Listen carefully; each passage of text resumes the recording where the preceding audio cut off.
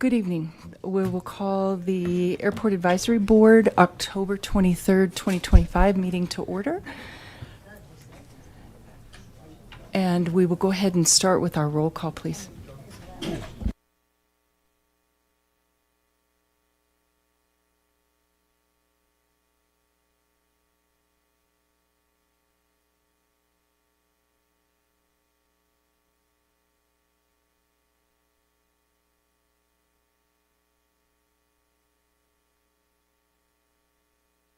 Thank you, and I see Dan coming in.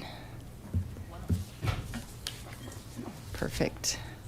All right, next up is our public invited to be heard. Before we start that, I wanted to just take a moment to note that the Longmont Airport is about to celebrate its 80th anniversary at the location it sits at 229 Airport Road on Tuesday. This coming Tuesday will be the 80th anniversary. And further in the agenda, I'd like to ask for a proclamation for that. And I'm starting to wonder about historic recognition for the airport, some of those buildings especially. So we'll open the public invited to be heard. I do have a sign-up list. I'll go through this first, and then if there's other people who would like to speak who aren't signed up, you can come up at the end. We do keep that open. I need you to give your name and your address, and if you'd state if you're in the city of Longmont, and then you have 5 minutes to speak, please direct your comments to the board, and we can't answer you back. So just know that we're here to listen, and we are taking notes, but we can't answer back. So I will go ahead and call Jonathan Casimir. Is that right? Thank you.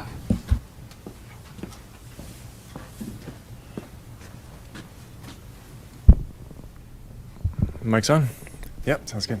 You're way up there. All right, my name is Jonathan Casimir, 1900 Creekside Drive here in Longmont. I am in favor of the airport, one remaining there, as well as also safe from harassment. But I've been hearing that we are getting proposals for landing fees. I would like to pitch my voice to say no to landing fees.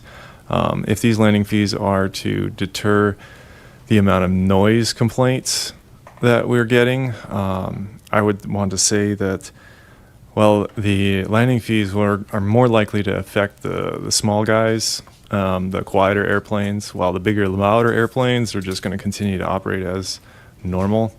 Also, please pay attention to how varied the grouping of people that are making those noise complaints, because from what I understand, it's kind of like a very small group, maybe one or two people, and they're all associated with each other, all making the same complaint. Landing fees are also a negative for the local business infrastructure here in Longmont, because a lot of student pilots and young pilots and private pilots that are just kind of paying their own way to fly come to Longmont and visit for the fuel, as well as coming into Longmont to take a look around and eat at the restaurants and stuff. The other thing, that Longmont is one of the key locations in the foothills area between Salt Lake and Cheyenne and Amarillo, Texas, as far as a stop off for charity flights like the Angel Flight West in specific, and the Pilots and Paws. These are activities where the pilots will fly patients in need out of their own pocket. So increasing the expense for a charity event, I would say, goes against the intent and nature of the spirit of Longmont. So please do not instate landing fees at Longmont. Thank you. Thank you. Next up is Robert Lehner. Bob Lehner, thank you. Bob Lehner. Actually, we live in Berthoud. We have a business at the airport and have had for quite a few years, since about 2000. We learned to fly here in '79. It was known as a friendly place to fly. I'm not sure it's quite as friendly. I do know that the structures haven't changed since '79. The buildings for the FBO are the same, but very little has changed as far as improving the airport. facilities. The airport is quite significant, as was mentioned. It's, we have access to 16,000 to 19,000 general aviation airports across the country. There's only 520 commercially served airports. The senior member of our family flew here and as an air taxi, on-demand air taxi, flying personnel and equipment out to various facilities, flying prisoners for the Marshal Service and the Boulder Sheriff's Department, flying skydivers, flying a lot of people who are hunters or campers or skiers. A lot of the airports that areas they wanted to go to were a whole lot faster and easier to get to by air, be it steamboat, if they wanted to go to Glenwood, and he would service. If you pull up PBS and you look at the list of communities on PBS, he's flown people to almost every one of them. And he would often do that, change off from jumpers to paying passengers within a week.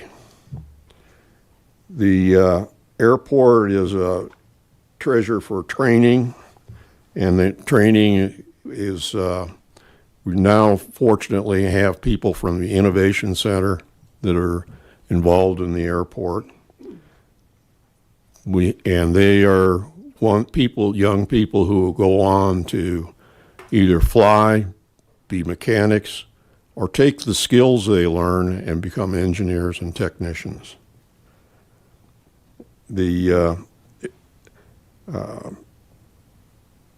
STEM program has been a great bonus to aviation.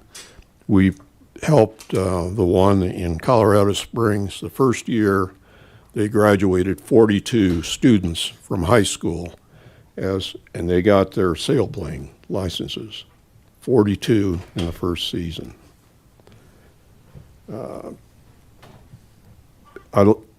am quite disappointed in the airport not following through with a terminal and not keeping up the airport as far as mowing. The pavement on the taxiway is horrible. Straight across to the north from my hangar, the gaps in the asphalt, there's a gentleman out there filling them, 5-inch wide gaps in the taxiway in front of his hangar. That's disgraceful. Good effort would be to contact our engineering facilities at School of Mines in Colorado and find out if there's a better asphalt mix that wouldn't shrink as much and cause as much maintenance. Right after the last fill of the cracks, it had sunk about an inch. It was no filler in it, basically no filler, no gravel, and it just sunk back in. The weeds came up through the cracks within a month. So that's basically my pitch on the airport. It's a valuable airport. It has a good mix of aircraft. We serve the fire and flood and rescue. It's a good training ground. In terms of the training for the airlines or any other professional pilots, we want to see them go to different airports. So that comes into reciprocity. Are we going to charge more fees? And are other airports going to charge more fees? Or are we going to be competitive at all in that regard? Thank you, Mr. Lehner. The time is up. I've got Carol up next.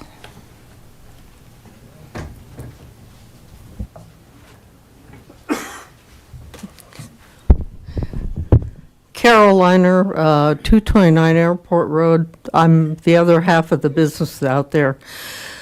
We finished our home up in Sugarloaf in the late 70s, and in 79 we decided we were going to learn to fly.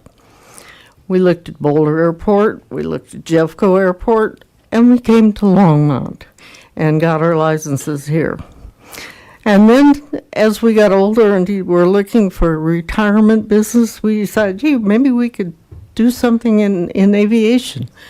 So looking around, we came to Longmont and opened our business. That was in 2001. And so we've been there quite a while. Now the problem is we have customers who fly in here. So they're going to fly in, land, and pick up their product that we sell and take off and get home, and a month later they're going to get a bill for having landed here. And that's just totally unreasonable. It's going to kill my business, as well as all the flight training business and the other small businesses on the airport. I don't see a reason for it other than the people who are suggesting it want to get rid of the airport. And that's a terrible way to do it. Thank you. Thank you. Next, I have Kyle.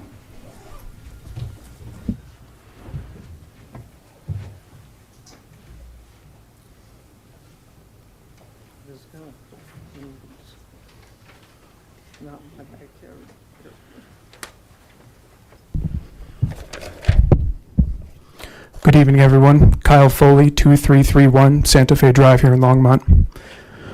I'm a pilot based here at Longmont, a board member of EAA Chapter 648 at the airport, and a senior at MSU Denver studying airport management.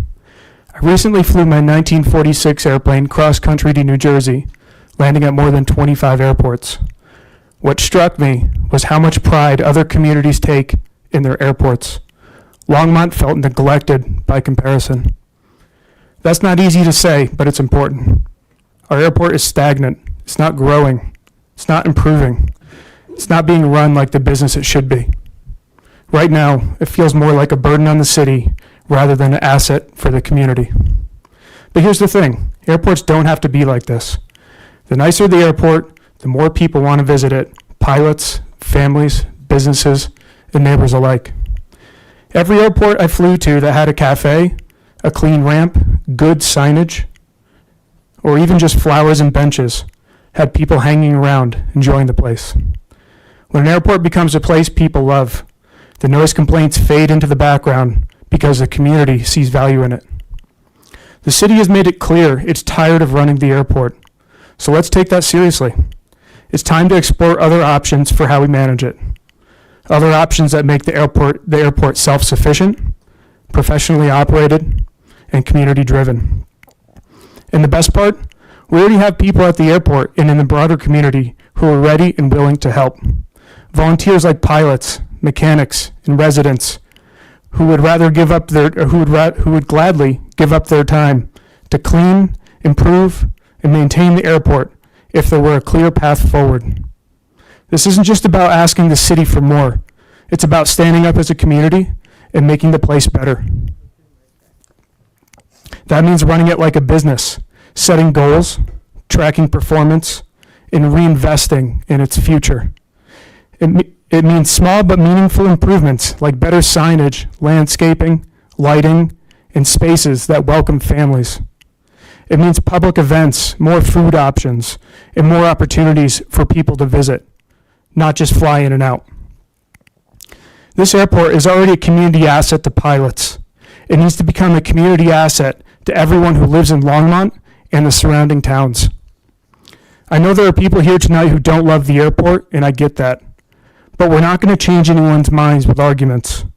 We're going to change it by making this airport better, cleaner, more organized, more open, and more welcoming. When the airport is a place people love, the opposition gets quieter because the community is on our side. We have an opportunity right now to stop accepting the status quo. Let's make this airport something the whole city and state can be proud of. Thank you. Thank you, Kyle. Next is Troy Anderson.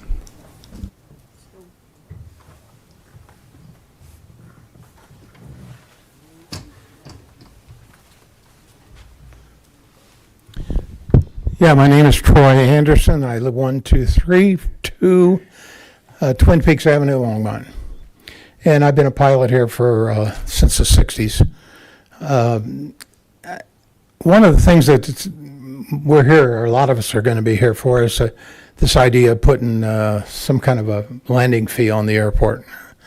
I don't think that's a well thought out deal because it hasn't worked anyplace else in the country. What happens is you get a guy flying in here from Kansas, and 2 weeks later after he's been here, you send him a note for X number of dollars because he made 3 or 4 landings. He's just going to ignore it. That's historically what happens. It just doesn't work. The other thing is that I own an hangar out at the airport, and I pay quite a bit for that hangar. To the city, I mean a lot of money compared to, it's the equivalent of getting a RV storage place or something like that. And that, if we're going to add on people that are going to be charged for coming in and out of here, I know most of my friends, and I used to live at Van Air. I've got friends from all over that fly in. They're just not going to come here. That's mainly what I wanted to say. Thank you. Catherine Connor.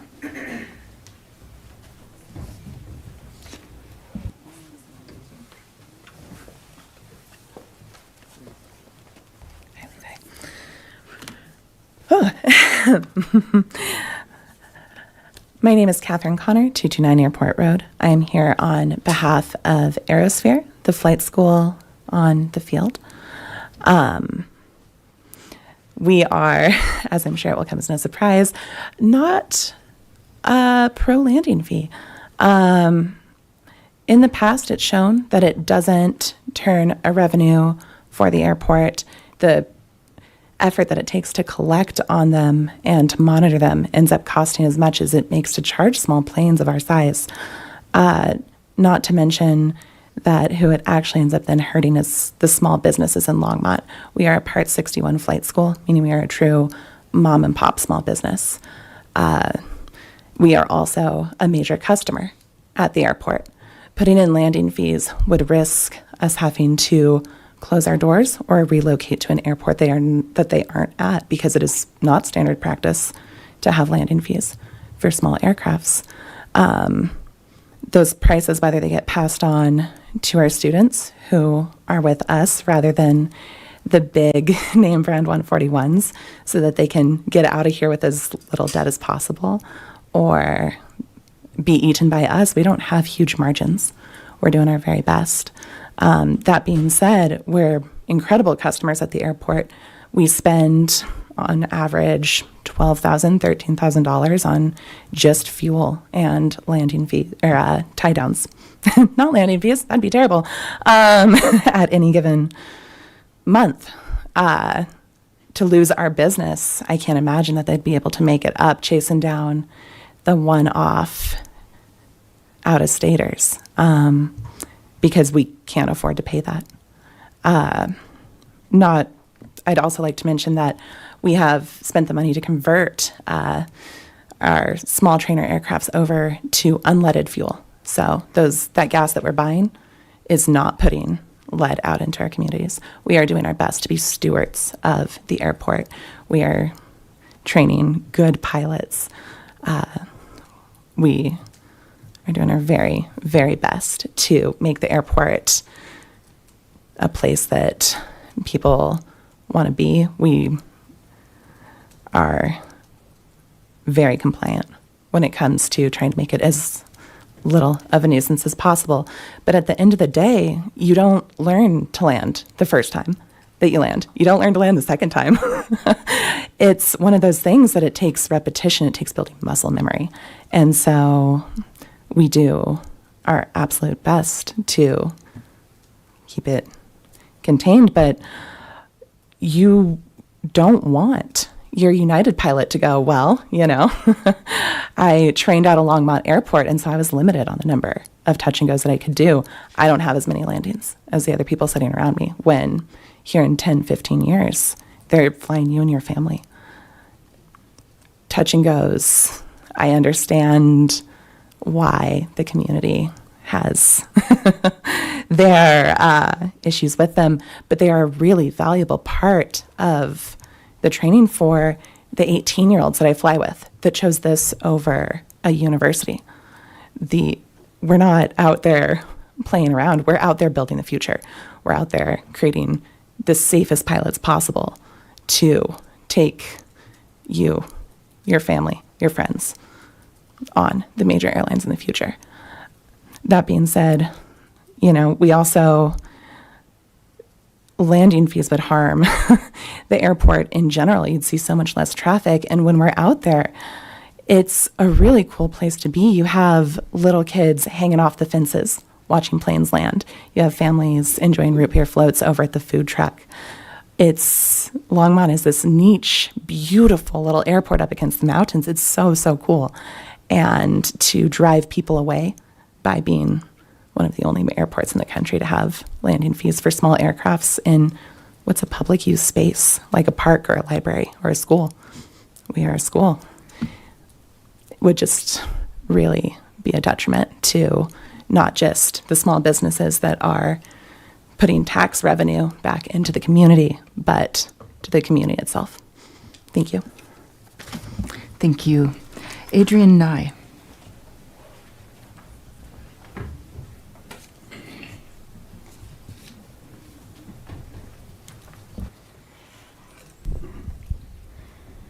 I'm Adrian Nye. I'm president of the Colorado Pilots Association.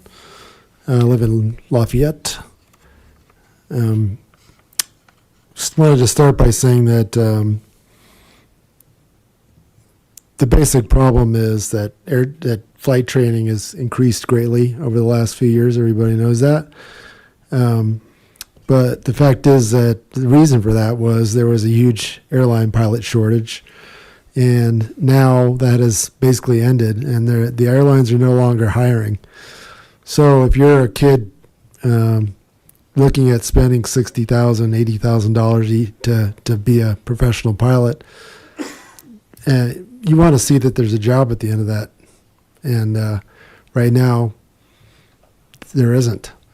There's a lot of flight instructors with the hours that qualify them to be an airline pilot that can't get jobs, and so flight training is either is already decreasing or is going to decrease greatly here shortly. The whole aviation business is very cyclical, and we've just gone through a peak. And so I want to ask the council to not overreact to the recent increase in flight training. So that's my first point. Secondly, landing fees are, if the goal is really to make the airport self-sustaining, landing fees are not the best way to do it. I mean, there's a crying need for more hangars around the whole front range. And if you guys wanted to use some of the land there in the airport to build some new hangars, you could charge high rates and easily make up the small shortfall of the airport, which is currently 0.04% of the city budget. So it's really a super tiny percentage. It's sort of hard to believe that the financial reason, the shortfall of the airport, is really the reason for the landing fees. It's more about noise. And so the main point is that the problem is going to probably reduce here in the short term anyway. So no need to overreact. Thank you. Thank you. Gary? Toby?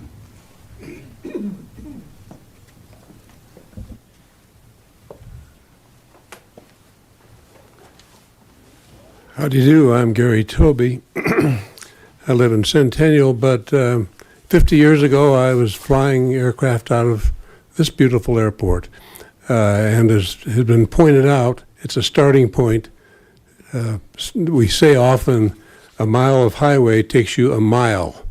A mile of airport it took me and my wife and family across the nation to all four corners. Initially out of this 50 years ago from Longmont.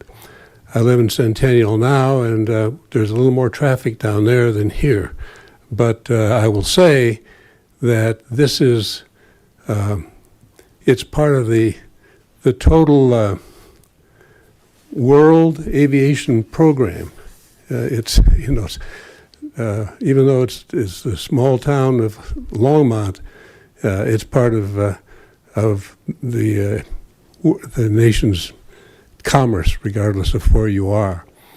Obviously, Colorado Pilots Association opposes landing fees. They're generally a bad idea, and has already been expressed. If you're going to fly into the Front Range and you find someplace with a landing fee and everybody else does not have a landing fee, then you don't go to that little airport. And so I think it's one of those things that would be counterproductive. I thank Longmont for having this airport, including, 80 years ago? We're going to celebrate. That's amazing. But it's good to have this. You've heard very good positive comments from somebody about half my age probably who explained better what's going on at the airport. So we're delighted that there is an airport. Be sure that it keeps going and is healthy. And we'll look forward to another 50 years of success at the Longmont Airport. Thank you. Thank you. Next is Winfield Green.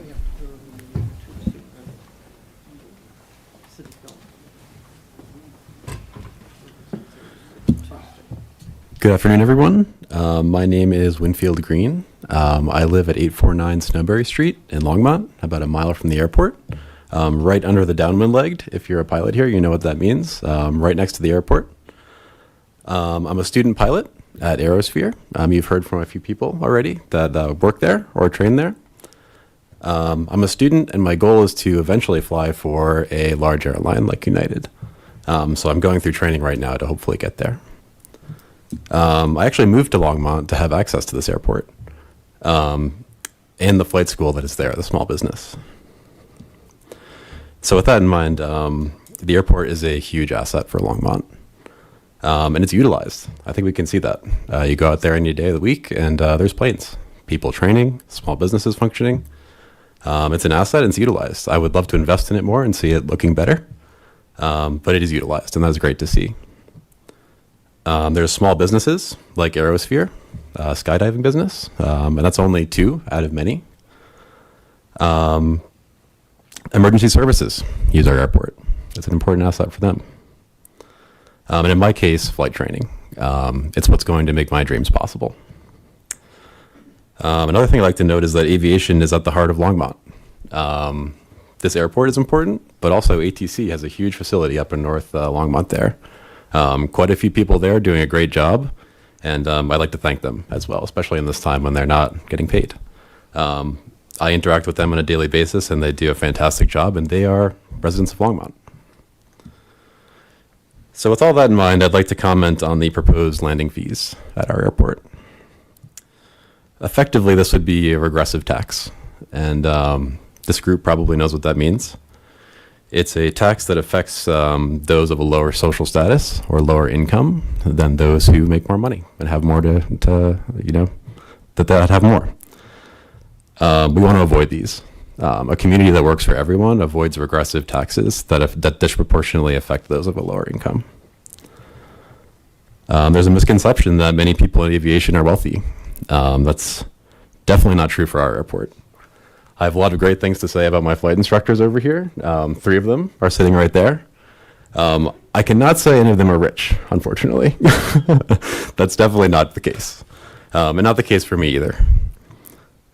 I need this airport to achieve my goals, and so do they. So these fees will simply hamper that effort. Most people at the airport who are landing on a daily basis would pay these fees and still have to land. I still have to make X number of landings to achieve my goals. It's more money out of my pocket. It's less students for these guys. It really slows us down. That's the effect of these fees. And it won't reduce traffic. I have to make these landings. I think these businesses have to do what they have to do on a daily basis. It's just a tax on the citizens of Longmont. So with that in mind, I'd like to urge this group to reconsider landing fees. I think it won't have the effect that is stated. It probably won't make enough money to put a dent in the airport budget, and it probably won't change anything about the noise complaints. So I'd like to reconsider the landing fees. I'd also like to urge productive conversation between the airport community and the citizens of Longmont to solve our problems together and have a functional, productive airport. Thank you very much. Thank you. Joe Friedman.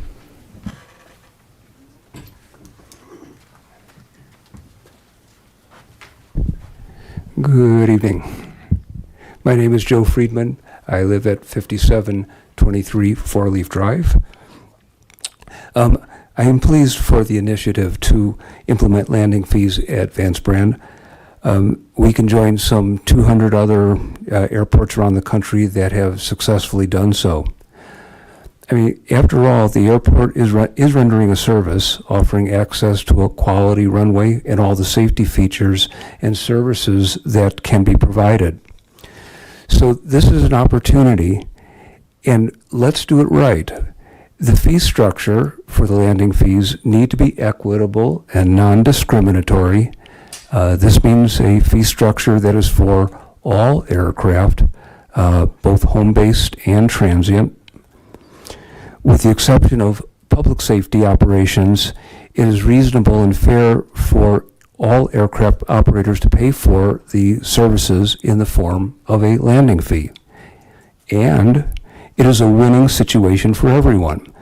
This affords the airport to raise desperately needed revenue, and aircraft operators will be entitled to the privilege of contributing to their chosen Vance Brand Airport, knowing that their fees promote their own safety and accessibility.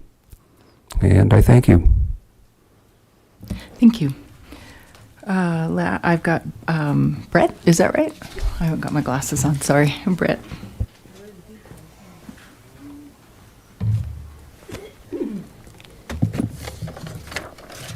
Thank you for this opportunity to speak with you tonight. My name is Brett Pomainville, and I live at 5846 Granville Avenue here in Longmont. I was born in Longmont.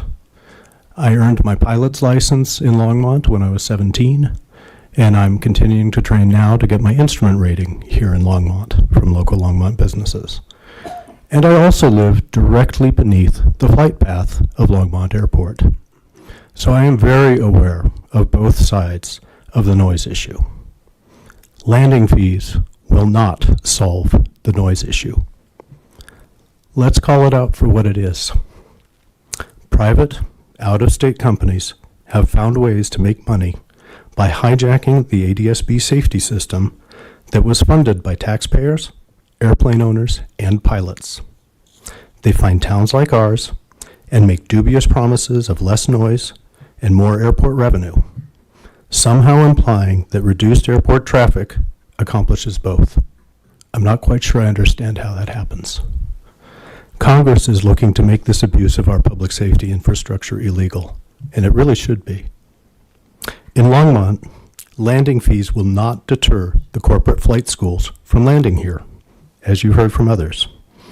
In fact, it might actually lead to more low-level missed approaches, which are louder and less safe than normal landing operations.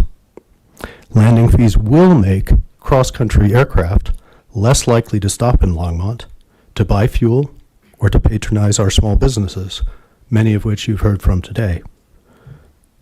The airport food truck is another one. And Longmont will suffer with weaker airport businesses and less tax revenue.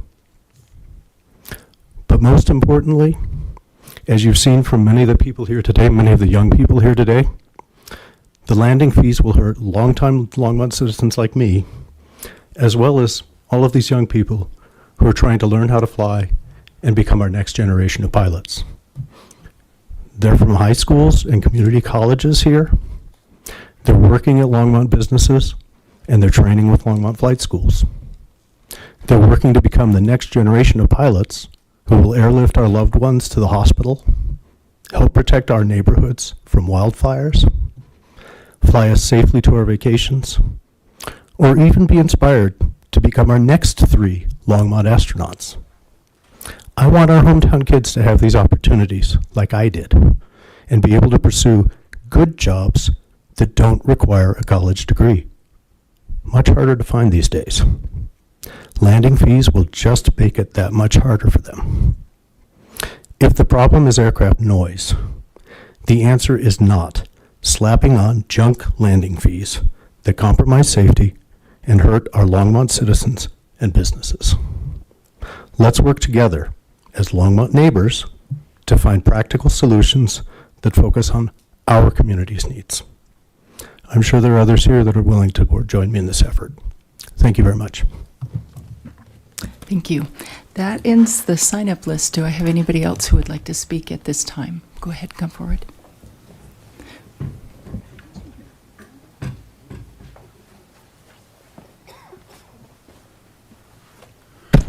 Good evening, Madam President and members of the board. My name is Gary Stubbe. I live on Hygiene Road, outside of the city limits of Longmont. I too am right under the traffic pattern for the runway 11 at the airport. I've lived there for 10 years, and one of the reasons I moved there is to be close to the airport. And I like hearing the airplanes go overhead and looking up and see what kind they are. I'm a pilot who's been flying for 36 years. I have over 4,000 hours flying.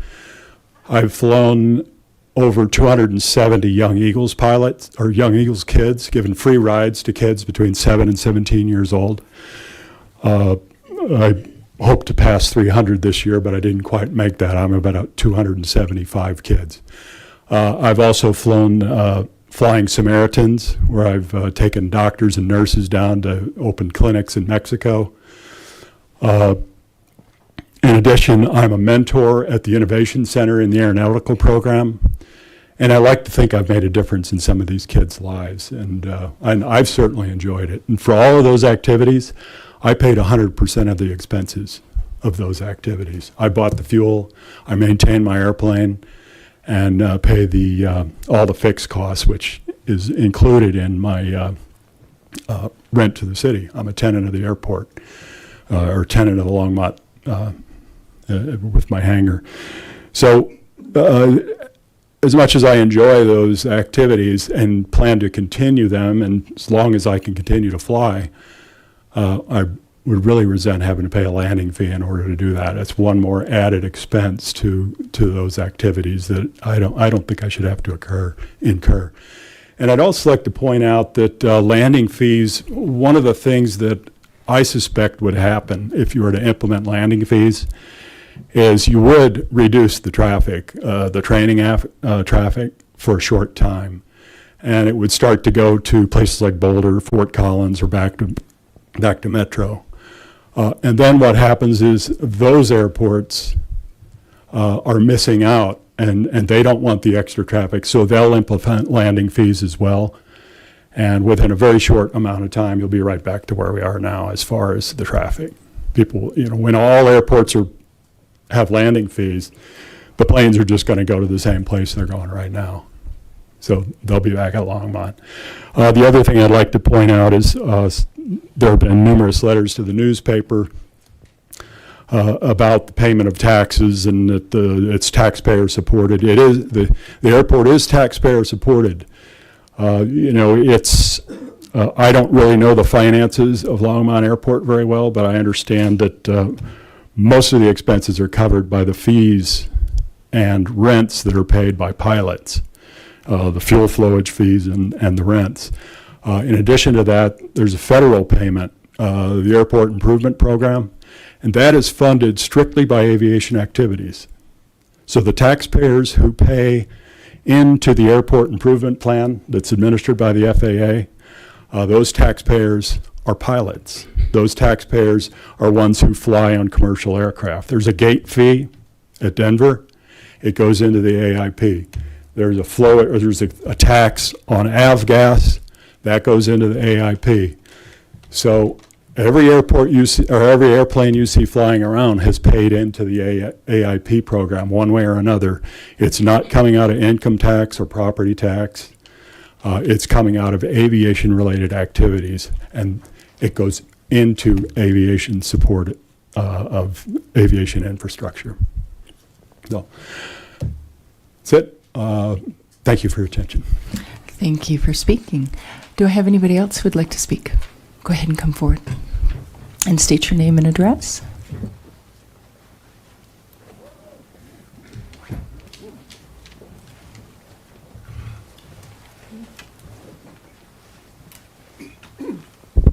My name is Bryce Bennett. I live at 2450 Airport Road. I'm a freshman currently at Silver Creek High School, and I have been visiting this airport since I have been 4 years old. This airport has offered me many opportunities to both explore what I want to do, which is become a future pilot, and explore other opportunities like the EAA chapter. This has also given me an opportunity to help connect with people and other pilots and talk about their professions. This airport should not get landing fees because it will plain and simple not help anybody here. Landing fees are going to, slow down the traffic, but in the long term, it's going to waste money. And we will not see a general increase in revenue as the time goes on. This airport right now has plenty of money being generated and does not need landing fees to help generate money. This airport also helps many youth, just like me, help explore what they want to do and help connect with people.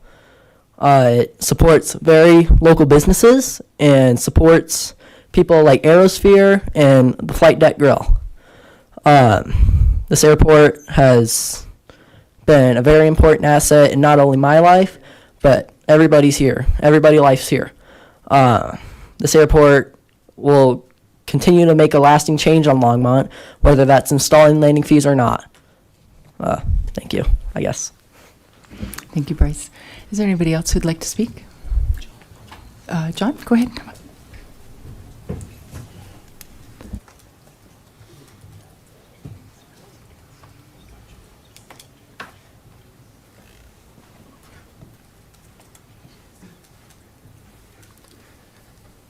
John Grunsfeld. My business is at 229 Airport Road. I live in unincorporated Boulder County. And I want to thank Brett. I'm one of those astronauts on the field, and I think we may have just heard from a future astronaut. But I want to talk a little bit about process.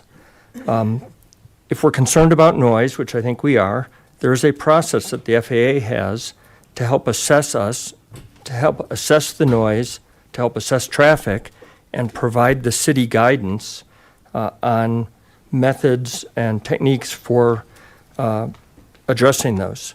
And it's a formal ask to the Federal Aviation Administration. It's paid for by our taxes. And before the city makes decisions on any policies which would affect traffic and business at the Longmont Airport, it ought to follow that process and get that kind of data. The same is true for traffic and safety. If there's a concern about traffic and safety, and we want to limit the number of, say, touch and goes or number of planes in the pattern that would trigger something, the FAA also has people who are experts in that and can help guide us by asking them, which the council did say ask them, but there's actually a formal study they can do to help us in that as far as capacity limits. On landing fees, I think the city ought to not just say, well, let's, this company says we can get another 100K in revenue, which I think is dubious, but the city ought to actually do an economic analysis and say, well, what will that effect that have on visiting aircraft? And what effect will that have on the total economic benefit to the city? And I think what you'll find, as many small airports like ours have found, that in fact it's a negative. I mean, the Colorado Department of Transportation assessed that Longmont Airport provides $75 million economic benefit to the city. It's a rather detailed study. It's not an off the cuff. If landing fees were to reduce that by 1%, by a factor of 7, it would wipe out any benefit from the landing fees. And so we really ought to look at the total question of, how landing fees or any other decision would affect economics of the budget at the Longmont Airport. As you've heard, we pay every flight as pilots, everybody who burns fuel, we pay into the Aviation Trust Fund, which funds the airport. I pay business taxes here in Longmont. I pay sales taxes on all the business that I do in Longmont. The Erie Airport has a different problem. They have too much money right now. They're generating more capital by their airport operations than their budget.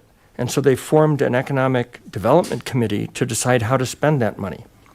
And, you've got to scratch your head. It's a smaller airport, less aircraft, lower lease fees. Where are they getting all that money? Well, a significant fraction probably comes from the fuel flowage fees for mile-high skydiving.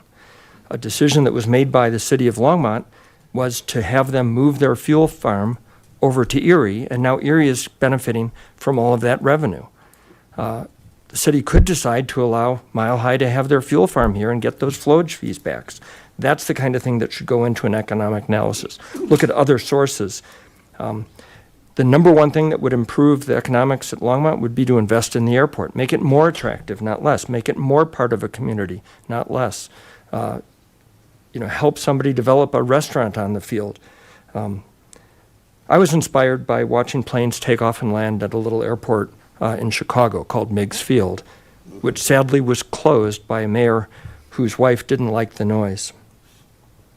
I think we should invest in the airport to help inspire future pilots and astronauts, not just continue to let it degrade and complain about it. As far as traffic control, there is only one way to control traffic at an airport, and that is to make it controlled airspace. That is the definition. And for an airport like Longmont, we are considered, for all practical purposes, uncontrolled airspace, which means the pilots have to control themselves in the pattern and communicating with each other in order to take off and land. A control tower would establish Longmont as a controlled airspace.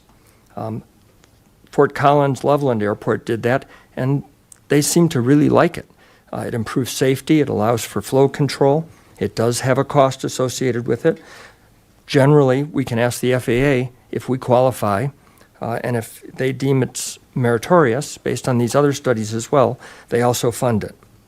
The council will be judged by the decision it makes to help the city. It should make those decisions based on hard data and wide citizen input.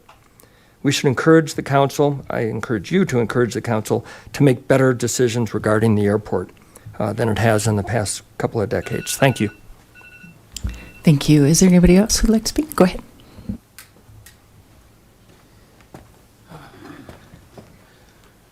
Thank you. My name is Colin Dielman. I live in Broomfield, but my business is in Longmont Airport. I'm a flight instructor. I'm an aircraft owner.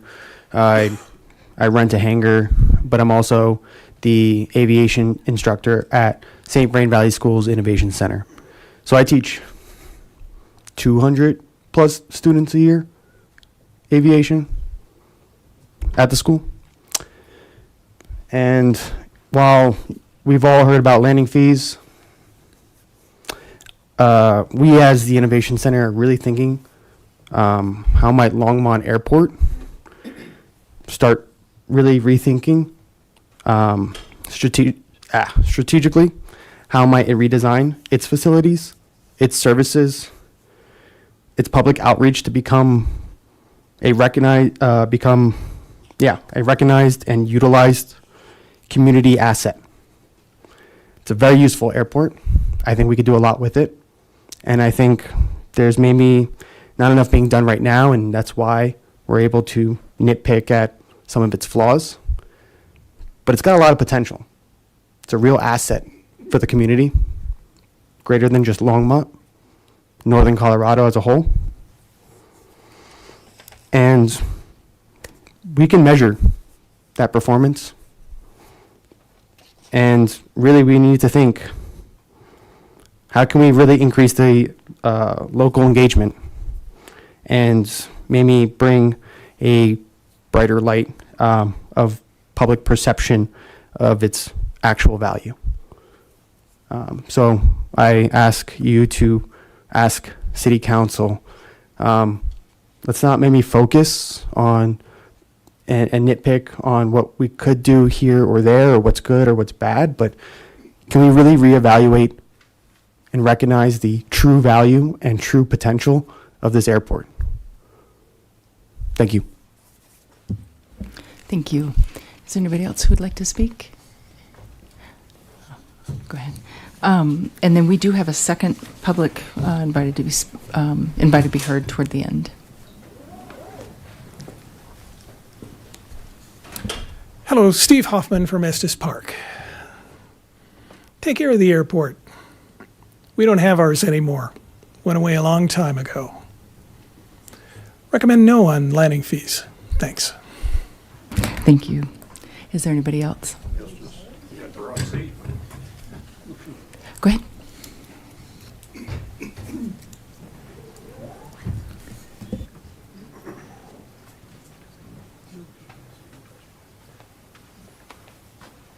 Hi there.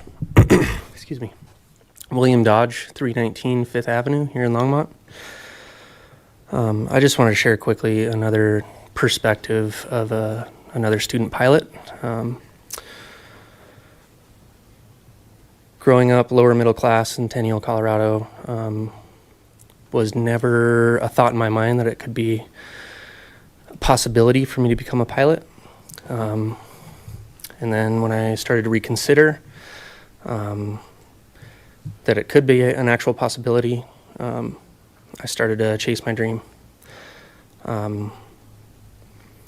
Now, as a newly certificated commercial pilot, I owe Longmont Airport a significant amount of my training as being an integral part of my training. I think landing fees would have hindered my progress in becoming an airline pilot, and if noise is the main issue of the landing fees, then I don't think that the landing fees are going to do anything about that, unfortunately. I think tolerating noise is kind of an investment in our future in air travel, because as it's stated before, generations of airline pilots have been training out of this airport, my mentor being one of them, who recently retired from a big airline last year. And so I hope to have that goal, and I hope that my children and their children have the opportunity to train out of this airport as well. Because it was I can't express how integral this airport was in my training and the specific way that we train. And our facility is out of Rocky Mountain Metro, and them being critically understaffed, our training there is severely limited. And so we rely on airports like this to learn how to do safe operations, and to learn how to be courteous, and to learn how to be good airmen and members of our community, and how we can serve our community by moving on to the big airlines and providing that service later down the road. So I'm not in favor of the landing fees. Thank you. Thank you. Last call. Seeing no one else, we'll close the public invited be heard. We need to approve minutes from August 14th and September 11th. And I don't know, did anybody have notes? Okay, Tara?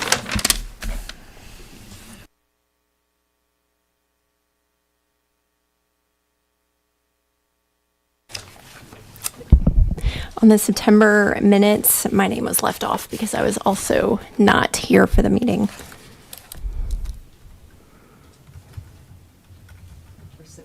Yeah, September. Thank you. And then on, my printer died right as I was printing these last pages. On the, make sure I'm on the right thing. No, that doesn't look like the right month. I have a few, it's just grammatical stuff, and not critical. It was, okay, stand by page 2. Okay, it was the August 14th minutes, page 2, line 9, should say deficiency. Line 12, there are no updates. Page 4, line 22. Provide. I think instead of promote. And then page 5, line 6. Requests, and I don't even see where this, I'm afraid I didn't have my printed copies to refer to. So it's mostly just small grammatical. Otherwise, did anybody else see anything of substance in the minutes that needs to be adjusted? Thank you. I move to, or could I have a motion to pass the minutes, please?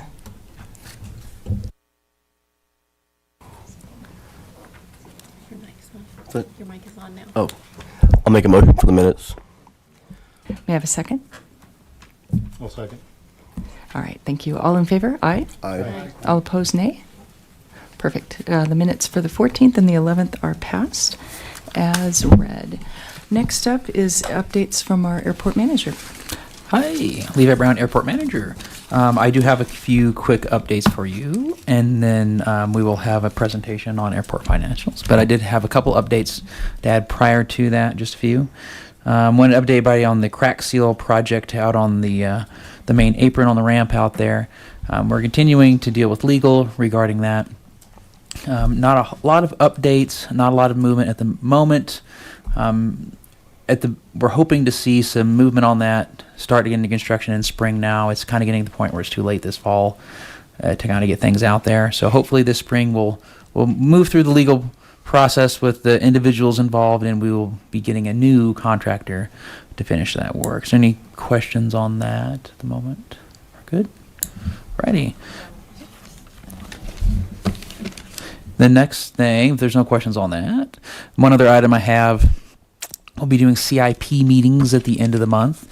I was planning on speaking more about that at the last meeting. Unfortunately, we didn't have a quorum at. Not a lot of huge surprises going to come from that meeting. We're progressing pretty much forward with the same CIP that we've been talking about for, of course, with the additional addition of unleaded fuel transition. So I'll be working with CDOT and with the FAA to see where we can start planning and getting some room reserved for unleaded fuel transitions in that CIP. Any particular questions on that? So say the last part again. You're going to get what reserved? So some space in our CIP, if you will, in our allotted money where we can start working in dollars for an unleaded fuel transition. So the question would be physical space. Yeah, well, in the schedule, yes, or a money space, if you will. The way the CIP works, of course, as a reminder for everyone else, is the state, the federal government allocates us entitlement dollars that we can use as an airport. Of course, one of the big catches with that is that they get a big say on what those entitlement dollars are used for. So I'll be making some requests, and we'll be refining some, here and there little things. And one of the big items is the unleaded fuel transition.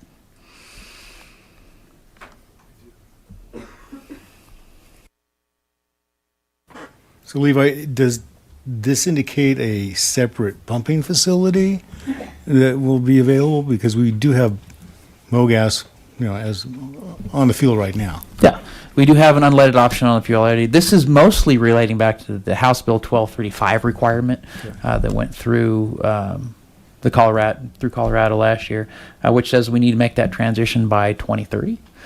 So this will be, when we have that discussion, it'll be regarding that. But yes, you are correct. We already do have MoGas and unleaded fuel option on the field. Will we be pursuing a tank? Yes. Okay. So as we've spoken about it at kind of other meetings, the current low lead tank that we do have, underground tank, is reaching pretty close to the end of its useful life to begin with. So what better opportunity to plan for its transition than as we make the transition, hopefully to unleaded fuel here in the near future. Yep. Any other questions on that? All right, with that, that's the big updates that I have before we start this long information item list. So the first thing we're going to go over is airport financials, and Jennifer has a presentation about that. Sounds good. Hello, Chair Jordan and the rest of Airport Advisory Board. My name is Sandy Cedar. It's my first time at the Airport Advisory Board, but I'm a big fan. I wanted to introduce myself, and we're going to kind of walk through these info items together. So we're going to tag team. We have a whole team of staff here to try to work through all of these different issues and make sure that we're clear about what's happening. I am Assistant City Manager with the Shared Services.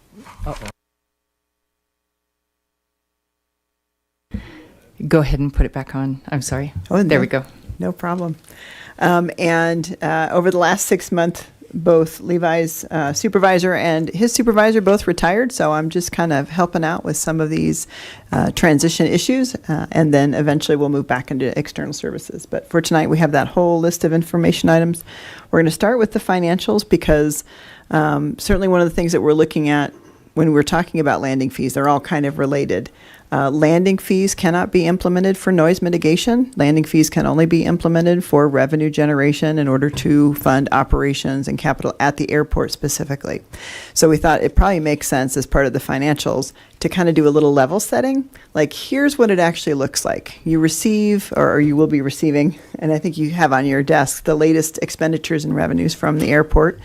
Obviously, you see the budget every year. What we've realized is that there are a couple things that are probably missing. Many people, even in Public Invited to be Heard, have mentioned about, that we could invest in the airport. We could make the airport even better.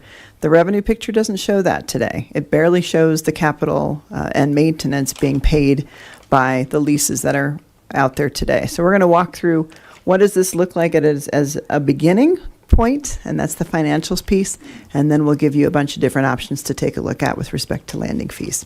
So with that, I will turn it over to Jennifer to kind of walk through it with you.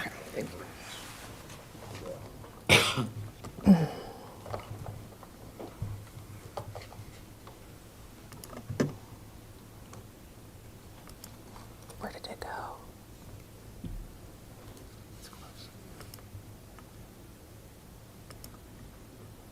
I'm trying to find my file. Hold on real quick. It's there somewhere. Oh, there it is.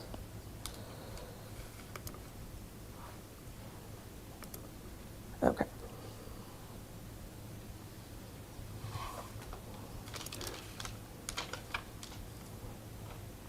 All right. Good evening. My name is Jennifer Weinock. I am the business analyst for external services, and one of the divisions that I support is the airport. What you see up here, this is what I send Levi every month, showing the operating budget. So at the very top, it's personnel, and then the middle, it's operating. So just kind of gives you a glimpse of where we are in October. The spreadsheet in your packet was for July. So in the handout, you have numbers from today. Do you want me to go over anything specific, or do you have any questions? We'll start with questions. Okay. So what I'm holding here is July's data or today's Yes, you were, can I see that you see is from there? today's, yeah, that's today's data. data? Okay, Yeah, thank you. today's numbers. You guys are going to add this to the packets, and I'm saying that, right? Can you expand a little bit upon the CIP project and what that encompasses? Yeah. Anything? So what's the specific? Is there a specific line item we're looking at here? We're under operating and maintenance or CIP. So I can't see it. I know, I don't know, let's see. Or just a CIP project, but nothing's broken down specifically. What? If you can find It's the last item on the second page. last item on the second page. Oh, I haven't gotten to the second page yet. Oh. I think But I I got, c- I I think can I get got to the that old now. second page on mine here. Well, what I went ahead and did is I wanted to show you also the revenues. So that's on the second page. Revenues and expenses. So you'll see we received revenue for the fuel tax refund The charges for services includes money from the cell tower, FBO lease, ramp fees, and public permits.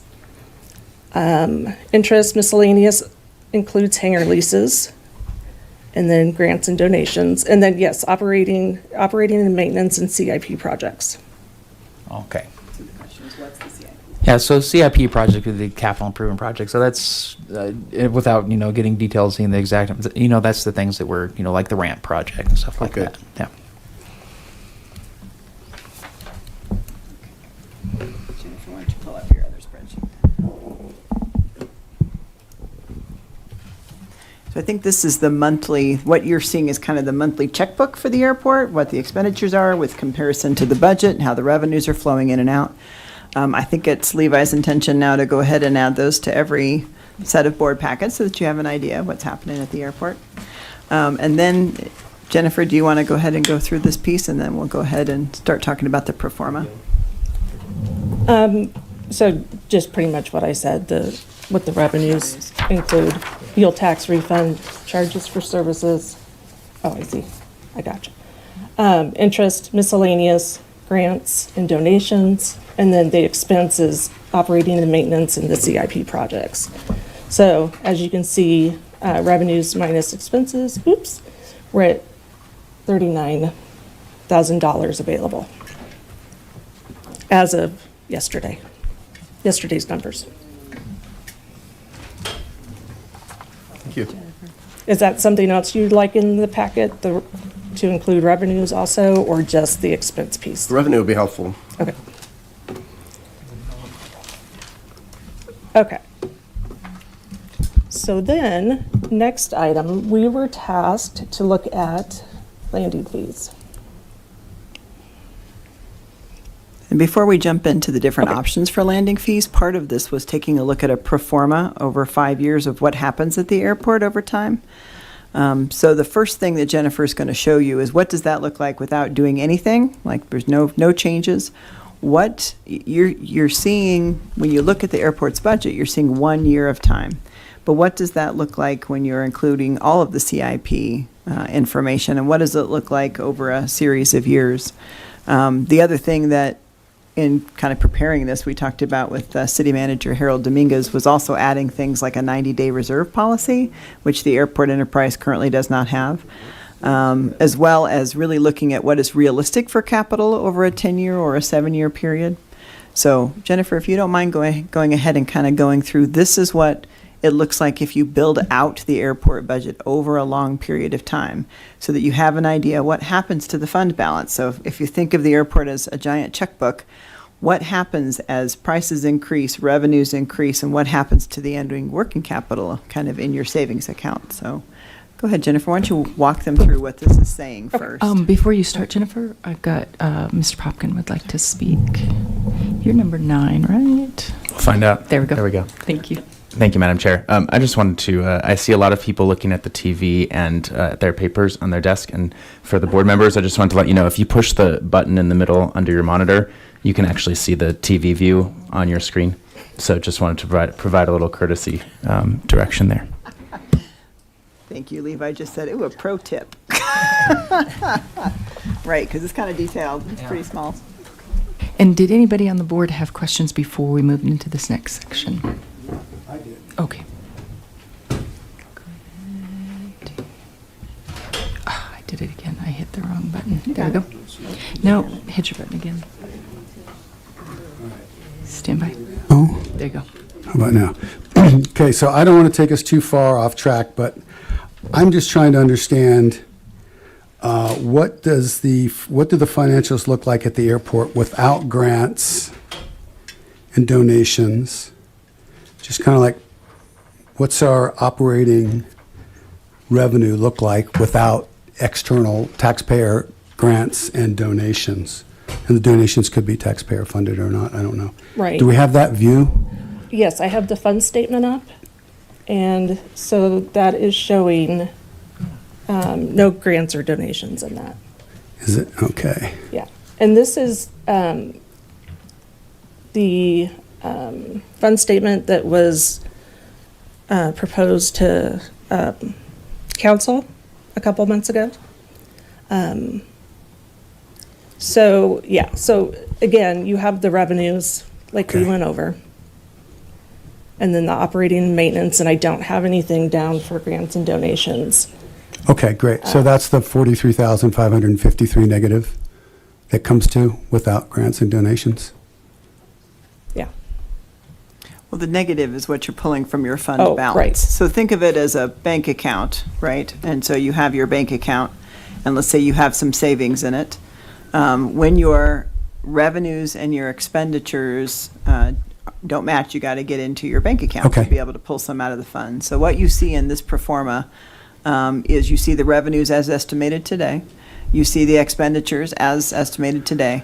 And what you see underneath that is that you're going to pull a little bit more out of your savings account each year. The red underneath there is the fund balance for the airport fund.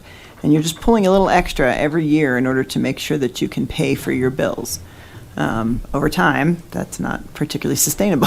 Okay. And where does that come from each year, those red numbers?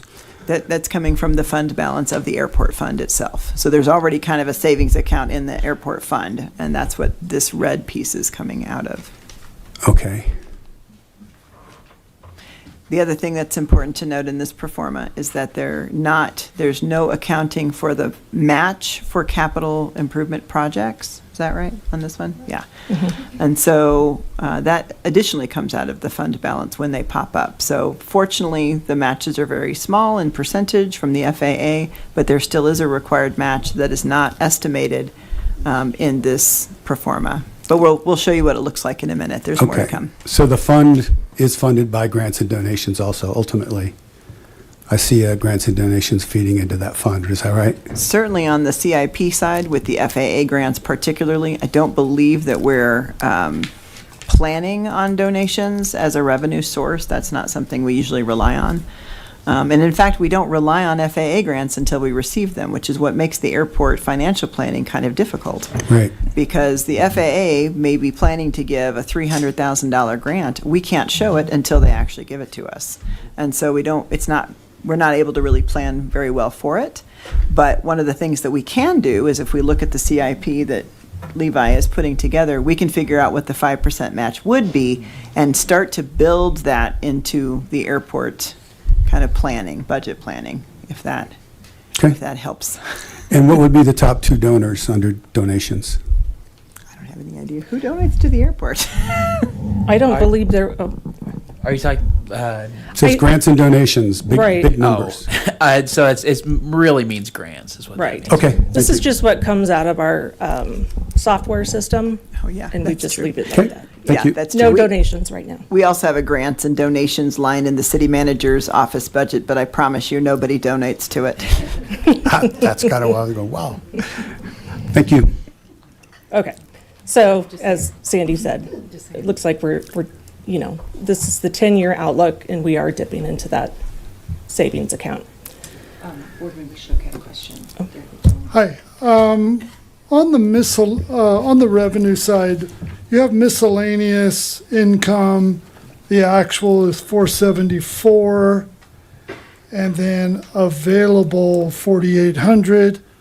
What is the miscellaneous income from? So the miscellaneous income is from hangar leases. Okay, hangar leases. And then the grants, the budget is 493. Was that what was approved and the city got, or the airport got? That is what we were budgeting. Okay. That we would get. And the actual is only 111 that Correct. you actually got. Yes. So far. Okay. But it shows available 382,000. Sorry, Jennifer, I think that is a grant we received because otherwise we wouldn't have appropriated it into revenues, right, Sandra? Right. Okay. Hi, I'm going to jump in. My name's Sandra Cifuentes. I'm the City of Longmont Budget Manager, and I'm just here for support.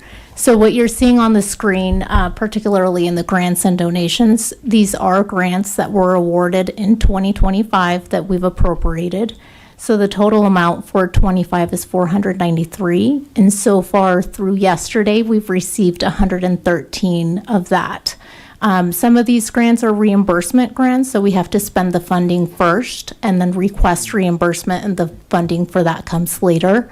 The amount you see in the available, it's really just the difference between the grant and how much we've received. So we have yet to receive 382,000 of that grant. All right. And then on the expense side, operating and maintenance, can you explain? I understand the budget. I understand the actual. I don't understand what they were for. Yeah, so charges for services are cell tower revenue that we receive, the FBO lease, ramp fees, and public permits. So Yeah. that includes the food truck and the jump fees. Okay, I I've think got he's that asking about on the the revenue. expenditures, I'm right. thinking, I'm looking at the expenses of operating and maintenance. So that would include the operating and maintenance from this.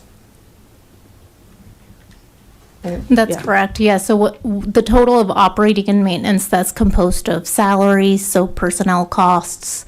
It also includes consumables, so supplies, training, everything you see on that other report, that's what makes up that total operating and maintenance budget. And that includes everything from Levi's salary to the mowing contract to the repairs to, all of those different things. The other thing to know when you're thinking of the balance sheet is as the FAA has given money to the airport and Levi spends it, it shows up in here also. So it shows up on the expenditure side for whatever capital project as well as the revenue side.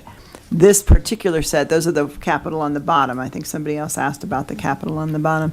But these areas, right, everything from, dues and subscriptions and travel, but it's mostly, as you can see, repair and maintenance and contracted services at the airport.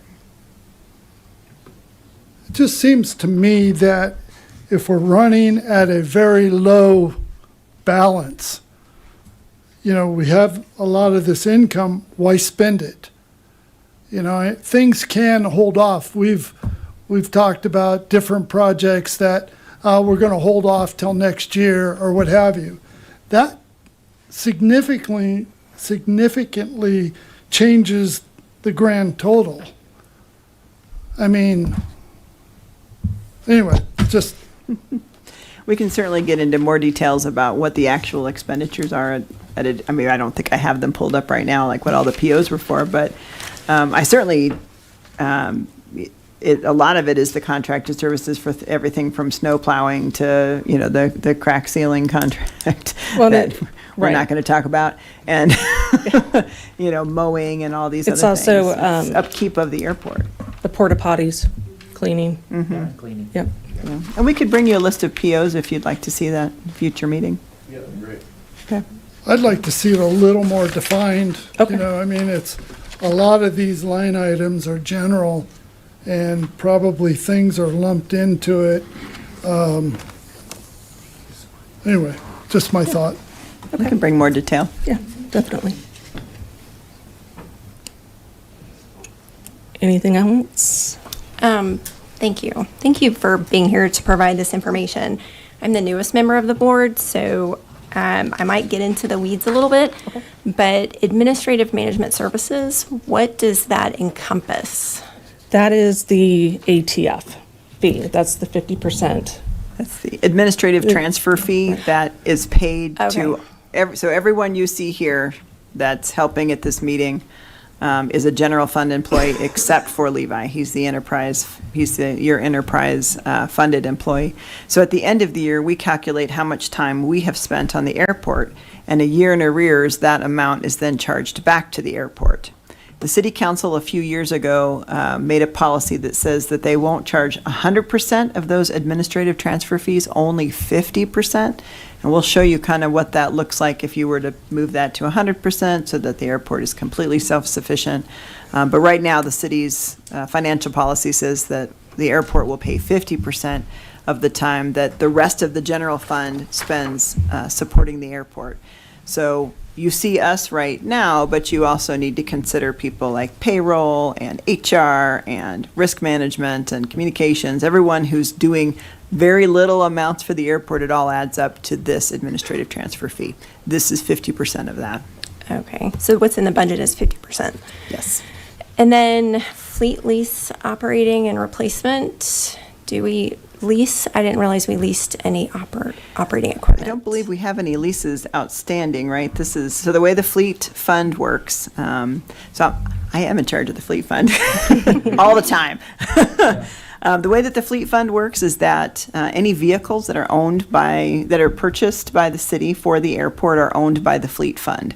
So the fleet fund purchases the vehicle first, and then essentially gets money back from the airport year over year to pay for that vehicle, whatever the maintenance and O&M were for that vehicle. Exactly. So if we gave it an oil change, then we're going to charge you for an oil change. In addition, we also collect a separate second amount in order to replace the vehicle once it's reached its useful life. So one of those charges is for fleet O&M, the operating and maintenance, the oil changes and the tires and such. And the other one is the fleet lease rate, because essentially the airport, in fact, all of the enterprises lease their vehicles from the fleet fund. And so the lease rate is the amount that you're paying on those vehicles. I think it's just one vehicle, right, for you? Just one that you're paying year over year, so that at the end of the useful life, which is usually for, trucks and vehicles, we're usually talking, 7 or 8 years. At the end of that useful life, we've now saved up enough money to buy its replacement.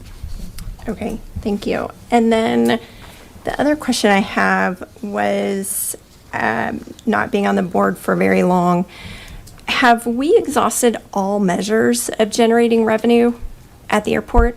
Like, have we incentivized growth? Do we have better leases, better lease rates?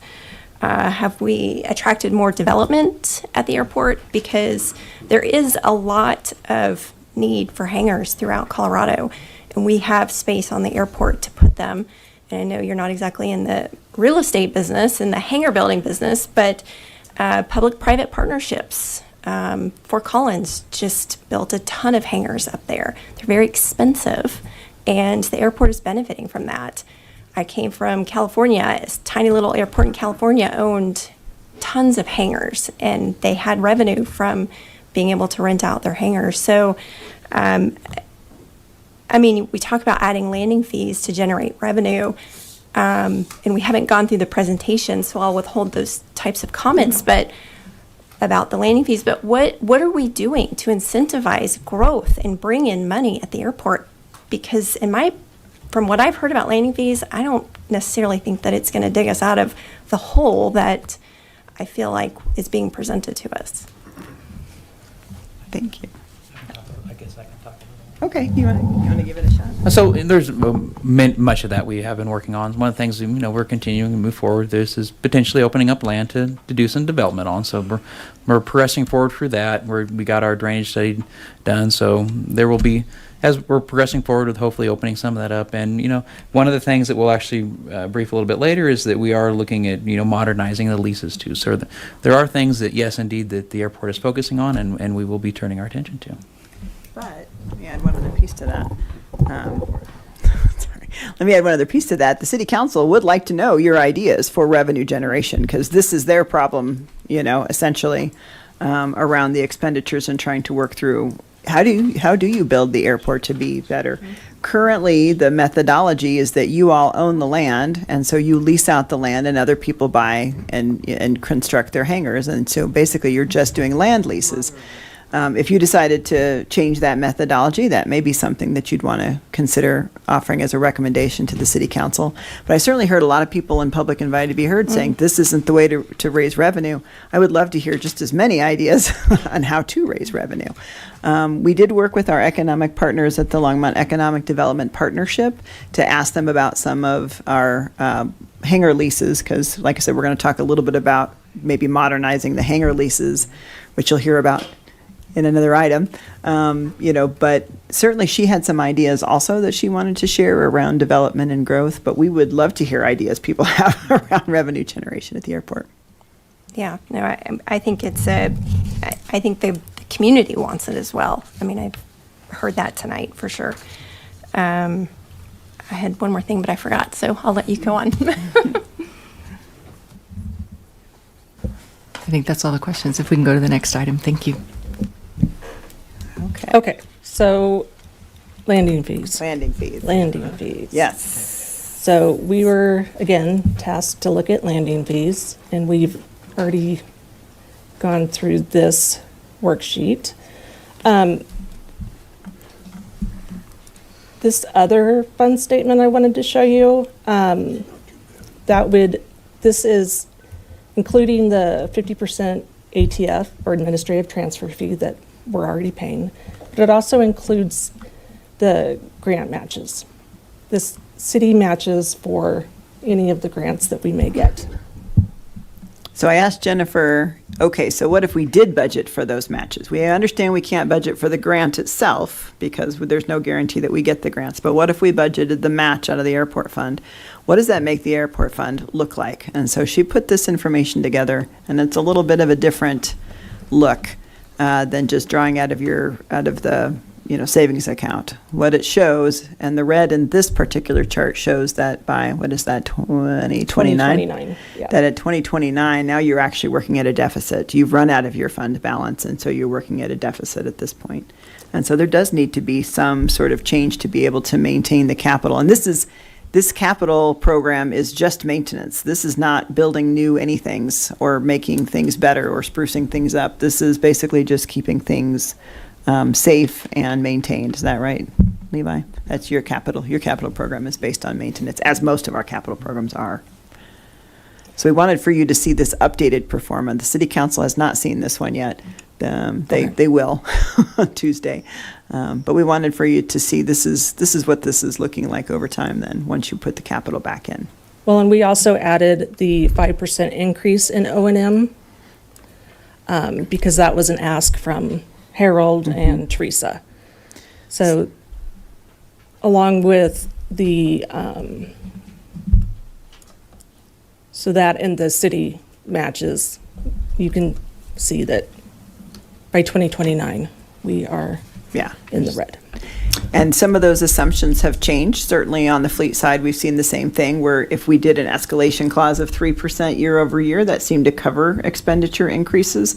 But you all know by just going to the grocery store or going out to buy pretty much anything, 3% is not what things have changed as far as cost increase. And so Harold did ask us to update both the fleet side and the airport fund to reflect a 5% year over year increase in just what things cost. So I would question then back to the fleet operating, that it's $18,000 a year to maintain a brand new vehicle. That doesn't seem plausible. Even tires and all the oil in the world. I don't know why that number's so high. That's back to the last item. But I find this a tough set of numbers to look at when there's no grants to offset what we're talking about there. So you're pulling numbers out of the air as to what we would expect to be our portion of a grant when we have no idea how much that grant's going to be, and that 5% is a percentage of what we get. So if we get $100, it's $5 if we get 100,000. So how did you come up with those numbers? Yeah, you're absolutely right. Everything that you're seeing, other than this year's expenditures and budget, is conjecture, right? Everything that you're seeing is an estimate based on a set of assumptions. So in this case, the set of assumptions is the 10-year CIP plan that Levi puts together and how much we think we will get in grants in each of those years. And so then we take 5% of what that is. You're right, we haven't been given anything yet. And we won't be able to update the expenditures until we are. But you are correct that, I mean, we're making lots of assumptions on how much we think we'll get and therefore how much we think we'll need to match. We're making assumptions on the fact that the economy continues to build and increase at a 5% rate. The fleet fund, the fleet charges are based on a whole bunch of things, but that includes, I think that number includes replacement and O&M, right?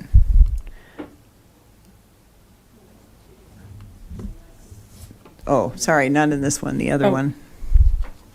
The one that I was just in? Yeah. Okay. And just to add to that is that, as the public comment was made, we are supposed to take grants. That's how that is We want you how to. airports are funded. That's how I-25 gets paid for. I don't pay for I-25, nor does anybody else directly, but we pay for it very indirectly through all kinds of taxes at the fuel pump, which is how we pay, the pilots pay into the fund that pays for those grants. So I would love to see us be able to write and apply to and get the grants we need for the fuel tank removal, the new fuel tanks. Our apron and everything is going to be good when that's finished, but our runway is solid as a rock, and development grants potentially like for the FBO. So we really want to be applying for grants. That is money that we've already paid into a system that is designed for us to take it back out. And it's, again, part of the airport improvement fund. And so I do like to see the idea that we're going to be getting them. What is the city going to be able to do to help us apply for those grants and win those grants? Because that's the challenge. These numbers are for naught if we can't win the grants. And so that's really, I think, where we're looking for that help. I've been on the board almost 10 years total, and we've asked for a grant writer for a long time. So that would be a request for an expense to have a grant writer part-time or somebody to assist with writing those grants so that we can get those funds back out and back into our airport. So I appreciate that it's in there, but that's a funny number to try to get your head around when you have no idea what to expect. It's going to be 6 months so far. And absolutely correct. And that's something that, I'll always pursue, is applying for as many grants as I possibly can. And there's many that we've applied to here that we haven't necessarily been accepted for, unfortunately. But yes, you're absolutely correct. We certainly do have folks that can do grant support for Levi if we're finding that we're just not getting the grants that we're hoping for. The FAA does plan to give us grants, so that's great too. And I hope that they continue that practice as part of this, and we're assuming that they will. Yeah. Just for the record, I'll add that there was a 501c3 created, probably 10 years ago now, 8 to 10 years ago, that we created at the airport to help to donate. So to your question about donations, legacy donations could have come from that account, and then that account has been used to do things that we didn't ask the airport to do, like handicap access between the parking area next to the FBO out onto the ramp. And our pilots used the money to buy the concrete and dug it up and created an ADA access at the airport. So we do have a 501c3 that we have developed and continue to use. We haven't been called on for it, so we've been using it for scholarships, and I do sit on that board, obviously. So that is also there with the intent to be able to make a contribution to help with that 5%. So there is definite interest, and again, it's being able to see these financials and to be able to see the train as it comes down the track and do our fundraising events to fill that fund to help out. So there is a lot of interest and ability for pilots on the field to contribute directly to that 5% match that we have to pay as the city. That's excellent. Friends of Vance Brand Airport, and it's also who we use for the air show. And like I said, we haven't needed to participate, but it's there, ready, stood up, and current. So we're ready, willing, and able. Thank you. I certainly recognize the sticker shock of this as well. So certainly we've been working on these numbers for weeks, so we've seen them and we've been, refining them and working through them. It just felt like there wasn't the whole picture for people to see and understand, which is why we wanted to present you the financials first before we talked about landing fees. We're going to present to you several options for landing fee proposals that we've put together, and you'll be able to see what the revenue impact looks like for each of those proposals. In addition, it's not the whole picture, I think, as you mentioned, because we also have direction from the City Council to bring you back a new leasing policy. And so we're hoping that we are going to bring you back a leasing policy that incents additional investment in the airport. We just don't have any hard numbers to be able to associate with that at this point. So it's not just that we're saying, okay, you need to raise this much money via landing fees. It is the whole picture, but we wanted to show you a few different scenarios And considering that landing fees must be applied based on revenue shortfall, we wanted to give you the revenue picture first, show you the different options. I believe the Airport Advisory Board actually already sent the City Council a recommendation, and it felt like, at least to me, that you should see the financials and then decide whether that's still the recommendation you want to make to the City Council tonight. Or if there's something else that you wanted to adjust. It seemed unfair to say you need to provide us a recommendation without understanding the financial impacts of every single option. Yeah. Sorry, getting all of this information. We got part of it in the packet and part of it tonight. So one other question I have for you that I'm, again, going to nitpick. Professional and contracted services, is that including like your mowing and things like that? Or is that under something different? Yeah, that's essentially anything like that. So mowing, snow removal, or let's say we need to have an independent engineer to come in and look at a specific pipe or something like that. So any professional contracted service that we need to have work done for. Outside attorney fees. Yeah. Okay. And you'll see, I did pull those numbers for the POs.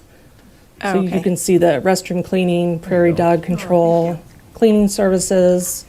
What are we cleaning? Sorry. The office. And the restrooms. And the restrooms. Levi's yes. office and the restrooms. Yeah. Okay. And and software, $8,000. What is our software expense? Is it the AMS? Yeah. That was like this year charge, wasn't it? Yeah. I think it's the monitoring system. Okay. Yeah. And I do this at home where I know I'm going to be short and I try to readjust my home budget. Have we gone through this, Levi, and tried to pick some things apart and say, you know what, maybe I don't need this year or whatever? The budgeting, yes, the budgeting process is very detailed, as present individuals can attest to. So one of the things that the budget team does, that Sandra and her budget team does, is they go through and they look at the expenditures per the budget that has been over the last few years, and they will actually ask staff to cut things out of their budgets if they don't feel that it's needed. So. Right. So we do an annual review of different accounts, different funds. We also ask departments to look at their budget, see trends, where can we save money? Do we need to reallocate our budget? Every department starts with a base budget, and then if they need additional, they do need to submit budget requests and a justification for the new service that we're asking for. So they do look at their budgets annually. They do reallocate, and then any additional funding that we need to add is submitted to the city manager through a budget request, and it does go through an approval process before it gets added to the budget. Okay, thank you. And I think this just goes back to, from what I understand, airports are not supposed to be self-sufficient. They rely on grants and external funding. The FAA is a huge supporter of giving airports money. And if Erie is making money hand over fist, why are we not doing that? And what can we learn from Erie? What can we take away? Because they don't have landing fees. They don't have a budget shortfall.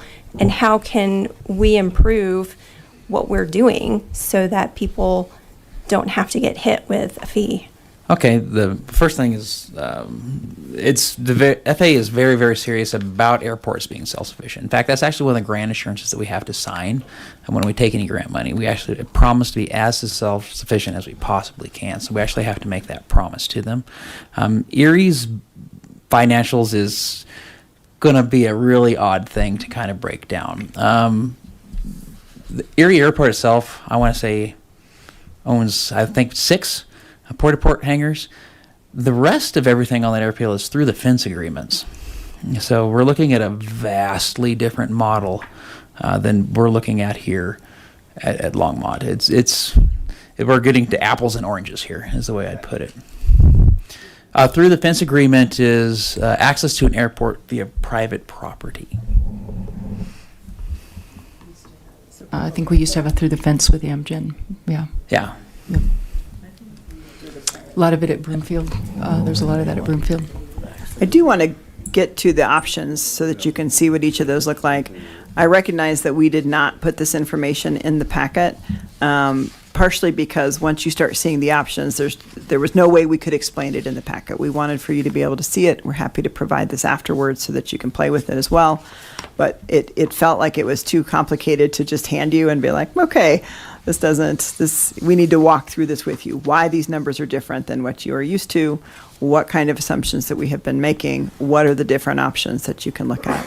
I do want to remind the board that at your May 8th meeting, you voted on a recommendation concerning potential imposition of landing fees at Vance Brand Airport. Your recommendation at the time was twofold. One was to not have landing fees. That was part of it.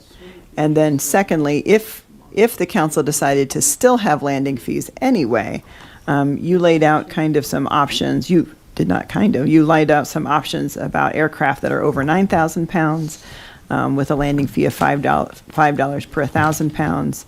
One option for all aircraft weights, so everybody being charged the $5 per 1,000 pounds.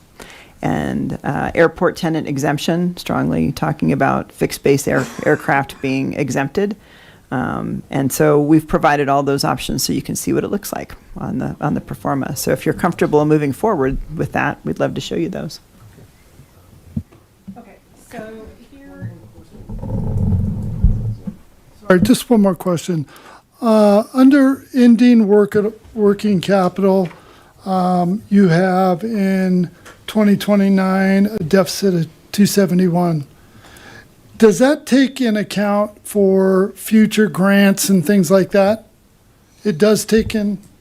It does, and let me relay it out one more time, and Sandra, maybe you can help me also.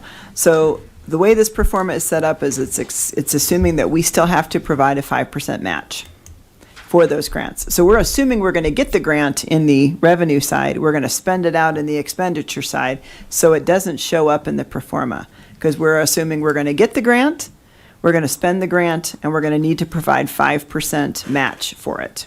So it does account for the grant, even though we don't know how much that particular grant may be at that time. But it's kind of nets out, right? We get the grant, we spend it. Okay. Do you guys account for CPI increases every year? That's the 5% increase that we've changed it from 3% to 5%. Okay. Yeah.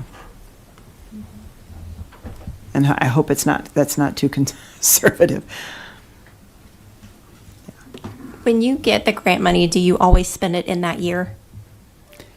No, various grants, various interesting things. For example, our ramp project is a CDOT grant, and there's no way we're going to be able to spend it all this year because it's extending on beyond to next year.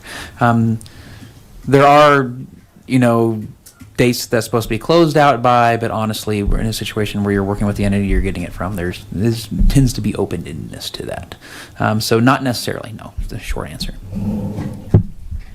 And I also want to mention that this pro forma that you're looking at is not a reflection of any management or anything that you've had any information about. We have changed the assumptions. So the balanced budget shows that the revenues and the expenditures match each other, and that's true. That is still true. What doesn't get accounted for is the capital match that you need to be able to provide. So I don't want you to think that, oh my gosh, I've overspent, my cable bill, or my next light bill because I didn't have enough money. Your revenues and your expenditures are okay. It is adding in the capital grant match that we've just been paying out of basically the piggy bank. And so instead of just paying it out of the piggy bank, actually budgeting for it and laying it in. The other assumption we did change was that CPI index going from 3% to 5% because that's what we're seeing more regularly. So I recognize the sticker shock of looking at this kind of a document, and I want you to know that it doesn't change the fact that your revenues and your expenditures are pretty much paying for themselves. It is things like the rest of the admin transfer fee, the 50% of the admin transfer fee. It is the capital matches that are not included. It is now this new CPI piece that we are updating our this pro forma for you so that you can see those eventualities and see what that's going to look like. so that we don't get in trouble down the road. Yeah, because I would note that we're 80% through the year and we've spent 70% of the budget. Yeah, that's great. Yeah. That's exactly the stuff that I'm looking for. Yeah, so and that 10% indicates- is factored in? It goes right back to the fund. So when Levi underspends the budget, which it sounds like he will, when he does, then that money, because the airport fund is its own enterprise, just goes back into the airport fund and then can be reallocated. That's why you see the ending working capital becomes the beginning working capital of the next year in this fund statement. So your expenditures are on par. There's nothing that's happening from a management perspective that is awry. We are just realizing that we need to add in some additional expenses that have not been accounted for in the past. Does anybody else have questions? I cleared the mics, but is that it? Okay. We are ready. Okay. All right. We have a few options. When we received your recommendation of 9,000 pounds, the data that we received isn't per 1,000 pounds. So we had to kind of rework it because the data that we get is 12,500 pounds up to 19,999 and then under, yeah. So that's kind of what we did on here. You'll see all these different options. We have 12,500 pounds, and then we did take the $5 per 1,000 that you guys had recommended. We have a no exemption, hangar lease at 50%, and then hangar lease exempt. We also have a uniform fee of $5 per 1,000 pounds, no exemption, 50% fee waiver, and lease exempt. And then we have the current proposed fee with 100% ATF, no exceptions, 100% ATF hangar lease exceptions, and then 50% no exemptions and 50% hangar lease exempt. So I can go through all of these just so you guys can see how it changes. Or if there's one you'd like to look at, to start with, it might be good to see the very first one, which is the recommendation that you gave, just to see what it does to the pro forma. Yeah, I heard a yeah. Which Okay. one was that? Why don't you do that? Yeah, the $5. Just wanted to jump in for a second here. So I think there's not just sticker shock here, but information inundation that's going on here, and so I just wanted to acknowledge that here. Right. And so, is there a scenario here that could serve as a decent base case reference that we could start with, Yes. and then work off there, just so that the board has a sense of like how do we reference this and contextualize it? That might be the clearest way to start for both the board and for the public. Thank you. So, yeah, then let's start with the current proposed fee. So what this is we took the 7-year average of the contribution to and from the fund balance. And that doesn't include the 25% processing fee if we go to a company that does that. So you'll see here that This is a flat fee. This is a flat fee for everybody. Flat fee with 100% ATF, no exemptions. So as you can see, it's looking better throughout the 10 years. So if you look at the pull from fund balance, so just to clarify this option, this is a flat fee every airplane would pay. And it doesn't include, there was a question about whether we'd be able to have people actually charged to this. Are there companies that actually do this work? And so we put out a request for information and found that there were 3 companies that responded to the request for information. One of those has just recently told us that they're not going to offer this service anymore. So there are at least 2 companies that are out there that are willing to do this for us. It's called a no-cost contract because they basically just take money off the top. So it doesn't affect the airport's expenditure budget. They have successfully implemented landing fees in other areas and on other airports. And so if this was the case, we would go back out and actually do an actual bid for that service. But essentially what this first scenario shows is if every airplane that touched, that landed, touched, and left, paid a flat fee of, what is it, Which one is this one? This, 709 to be exact. $7.09. Again, there's a lot of assumptions here. That what would happen to the pro forma is that you would sometimes draw down from the fund balance, but you would sometimes add into the fund balance. So if you take a look at where Jennifer's pointing right now, sorry, down a little bit. Yep, right there. The contribution to your piggy bank sometimes is more money, and then sometimes you're pulling from the piggy bank. But overall, the bottom line of your ending fund balance is still positive. So if you were to make that recommendation to the city council, that's what the finances would look like. Now, a couple other assumptions. I heard a lot of folks in the audience say people wouldn't come here. This is assuming what the air traffic looks like today is what the air traffic would look like after implementation of landing fees. So if people did decide not to come to the airport anymore, that would change the assumptions. Certainly there's lots of things that would continue to change over time, but theoretically, if you charged $7 per landing, $7.09 per landing, this is what the pro forma then begins to look like and what your fund balance looks like. Yeah, just two more clarifications here. So just as we go through this from a presentation standpoint, I think that was the most number of words to describe a number that I've ever heard. So just a process suggestion here. Can we be clear about like what's the fee level? This is the scenario. This is the impact on the budget. That would be, I think, very helpful for everyone. And I'm like seeing a lot of furrowed brows here. The second thing for when we say 100% or 50% of the ATF, that's referring to the administrative transfer fee that is general fund supporting airport staff, correct, or other operations. And the 100% scenario means the fees are covering all of that so that the general fund is not contributing to the Yes. there wouldn't be an ATF. Is that what that means? That the airport is paying its full weight. Full share of that. Full share of the So the general fund would be paying 0% in that case. And then the 50% under the current proposed fee is the current situation of the 50-50 split. Yes. Thank you. and I apologize, I've been looking at this for almost a year. So, to me, it's, yeah. Just trying to clear the air. No, I get it. And I have a couple of questions and maybe some comments. The companies that responded to the ATP, what are they using for aircraft identification? They were using the AD? ADSB? ADSB. Yes. And when we asked them if there were, any regulations were they using that today? Were there any regulations from the FAA that said that they couldn't? They said, no, there was no problem using the data in other airports. I know that's come up as a question. That was their response. There's pending legislation that would forbid that.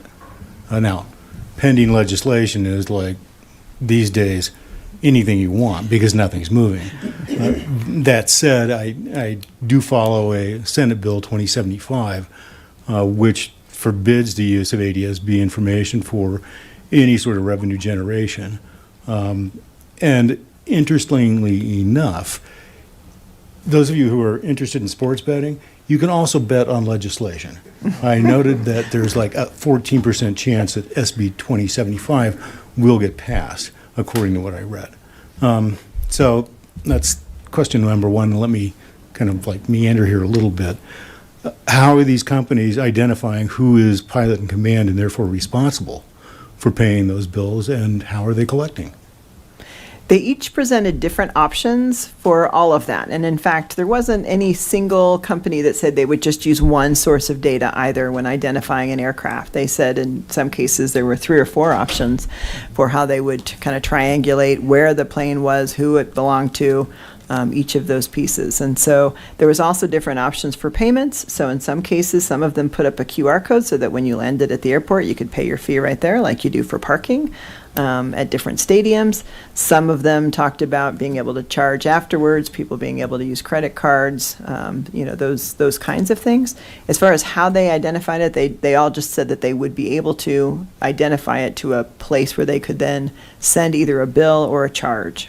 We didn't ask them necessarily how they were going to do those things. We just had them confirm that they could. Yeah, the ADSB information is not going to identify a pilot in command. Say I loan my aircraft to. Yeah. Yep.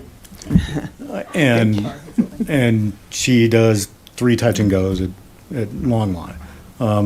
That billing and that recognition of my aircraft number Would probably come would back to indicate you. that I was pilot in command during those three landings, and therefore somebody would try to assess me a bill, which I would happily refuse. So I think there's a lot of stickiness associated with this kind of a proposal. And those are just things that I see. You also ask for, facets that could provide additional revenue at the airport. I think a much more user-friendly lease for the FBO, which would encourage on-site mechanics, which we currently don't have, would generate not only revenue from the maintenance that's performed, but also tax revenue from parts that are sold into that. So that's one thing that could be considered. And enhancement of the facilities. If we had a full-time restaurant, that would generate some revenue from taxes also. So those are, ideas we can use, we can think about, we can consider. Thank you. Thank you. All right, I guess since we're weighing in here, I might as well jump in too. So the city's airport is a city facility. So why should we not have pay-per-use for the airport when we have pay-for-use for other facilities like golf courses and rec centers? It's a nominal fee. We pay for use. And now I hear people say that, well, we already pay for hangars and we pay for fuel. But so do we give a pass for business owners in town that pay a lot of money in use taxes, property taxes, other taxes? Just because they're doing business here, do we give them a pass on city facilities like golf fees and rec centers? No, if you own a hangar, you pay for the hangar. If you got to buy gas, you buy gas. I don't think we should be expecting pass on other areas just because we're paying our way on other things. So I just want to advocate for pay per use like we do on all other city facilities. To me, it makes sense whether, I don't know what the fee is, but pay per use is what we do in these public facilities, whether it's a golf course, an airport, or a rec center. And just because you live here or you have a business there doesn't necessarily mean you have privileges. You're paying for all this stuff. Anyway, that's my 2 cents there. I'll speak to that briefly. This is a national transportation system. It's not a golf course and it's not a rec center. So we're part of the complete interstate commerce system and national transportation. So our money does come from that fund. That is how it's to be paid for. And then we pay for our local facilities through all the fees and rents and things that we pay for, but especially at the pump. And I'll jump ahead and say that that's something that we haven't seen any analysis on, is increasing our fuel flowage fee. And again, to somebody else's point, bringing Mile High back and getting them back with their fuel flowage. He's still there, he's still based there, and for him to be able to fuel there certainly suits him better. We get all the skydiving activity, we might as well get the fuel flowage. So we haven't looked at that at all, and that's a pretty easy one considering how much fuel is dispensed, which I'll also point out right now, 36% of the fuel dispensed at our airport, 36.38% is no lead. So we're killing it on the no lead game, guys. And considering what the mandates are and what other airports are at, we're at almost 37% no lead. So why aren't we leveraging our fuel flowage fee and rates and charges? So I think that's where you're seeing us looking at it a little bit glassy-eyed, thinking there's so many other revenue sources that aren't being tapped in this set of presentations. Fuel flowage being the big one. We're at 0.06 cents, and a 1%, a 1 cent, 2 cent. We do buy a lot of gas, 90 and a 182, but that's a way to, you want us to pay our way, that's a way we can pay our way. And if I fuel up at Platte Valley, I'm still paying my way to Longmont by paying into the grants, because it all goes into that bucket. It doesn't matter where I pump gas in the state of Colorado or in the country, it's going back into that national fund.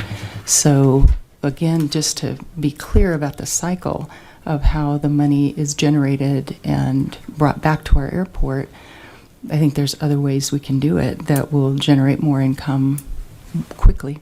Landing fees we will be blacklisted. There are lists, they're being publicized. People are blacklisting airports for landing fees because they don't like getting a bill afterwards, and they don't like getting a bill to stop and buy gas. So don't hit them when they go to buy gas, or don't get them for stopping. Go ahead and get them at the pump, and we do have things that we can do at the pump. So that there are other ways we can explore. To the question of how else can we make money, there are other ways, and in addition to what Dan was proposing. I've got. And Chairperson Jordan, I certainly would say that your recommendation to the council is yours. So whatever that entails is fine. If you want to look at other pieces, Levi had actually suggested that we do a study on the rates and charges for the airport overall. And I discouraged him to do that because the council has asked us particularly for this discussion. But your recommendation to them can incorporate additional ideas for revenue or anything that you'd like to share with them. That's what they're counting on from you. Oh, all right. I'm not. Oh, yeah, no. I'll go, but he can go first. Yeah, that's fine. Okay. Yeah, I did a quick question with the, if you do go with the landing fees, how's the enforcement work? Because other people have kind of mentioned when they got up and spoke earlier that we'll just not pay it. Are they going to make it where you can't renew your pilot's license? I mean, when you get a toll from E470, you can't get license plates if you don't pay your toll, even though it is a private enterprise. So how does that work as far as collection and who does that and enforcement? Because if there's no enforcement, then nobody's going to pay it. And enforcement's another kind of open-ended question. Of course, as we know, the authority for aviation is the Federal Aviation Regulation. So when it comes to items of enforcement when it comes to pilot licenses, they are the organization. So they're really the only ones that can do enforcement action in aviation. Okay, thank you.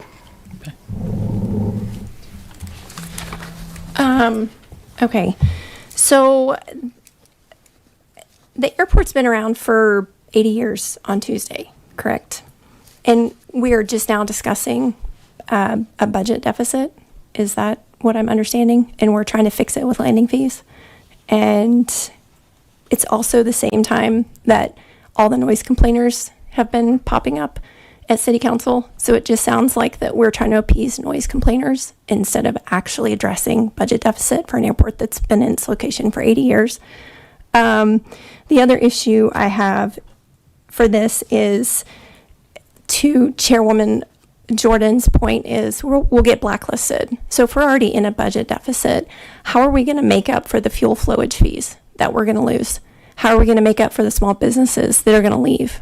How are we going to make up for telling Alexa, the flight deck girl, that she's not going to get as much business as she usually gets because her customers are not going to be flying in the summertime? I would like to see our city council and this board support the businesses in the community that uses the airport. And we do pay our way. I mean, I'm married to a pilot. We buy a lot of gas. We pay those taxes that go into funding airports. And it's for arguments from people that say that we have to pay our fair share for people that come from other airports to use our runway. Are we prepared to tell the folks who live in Berthoud that drive through Longmont on their way to work in Boulder that now they have to pay to use our roads in Longmont? Because that's the same analogy, in my opinion. Everybody pays fees and taxes through buying gas, through, like Chairwoman Melinda said, through the national transportation system. This isn't a golf course. This is where people actually go and use to get qualified to fly airplanes so that we can go to United and get on an airplane and go somewhere fun, to Disneyland. Have you seen the fees that you pay on your airline tickets? We all pay into that. That all goes into airport funding. Again, I will point out that we have not addressed other ways to increase revenue at the airport. And I think before we even discuss landing fees, we need to talk about other ways to increase revenue at the airport. I did make a couple of phone calls today to the flight schools that use our runways and asked them what kind of impact landing fees would have on their small business, because these flight schools land at our airport and they buy gas. They have lunch at the Flight Deck Grill. They come into Longmont and use our services.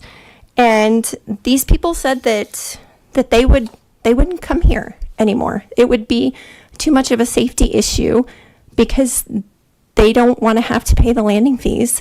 The tower at BJC is understaffed. Again, air traffic controllers at the moment aren't getting paid, so it's understaffed.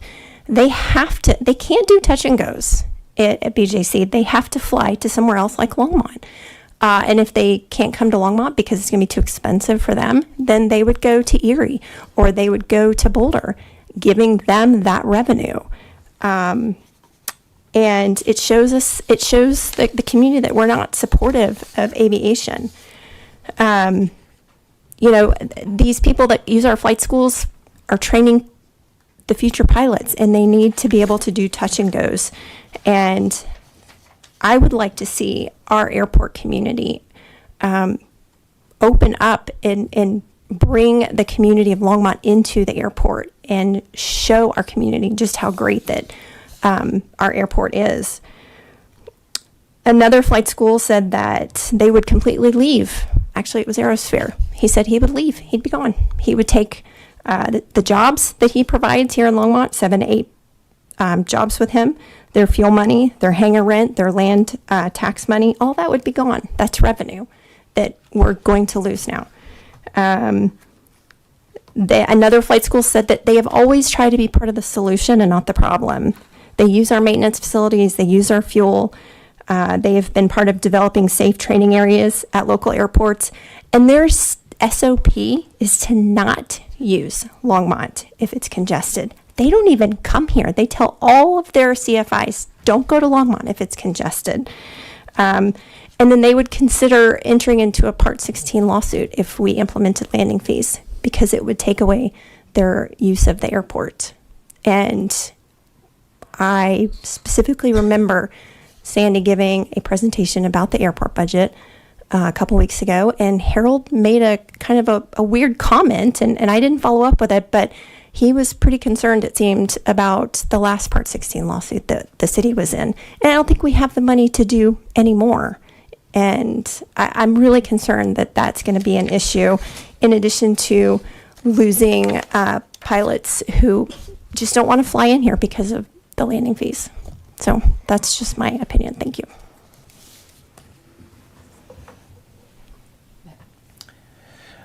Did your study include the special event fees? Looking at the list that you pulled down, I didn't see like a special event fee. So a special event fee, that would be something that it's been tossed out in the past, but that's something that would be included in a new rates and charges study or review. Would be a special event. Exactly, but that was in our proposal, the $200. Yeah. So you didn't do that? No? Okay. Right. Well, I didn't, because any special event fee is part of our O&M.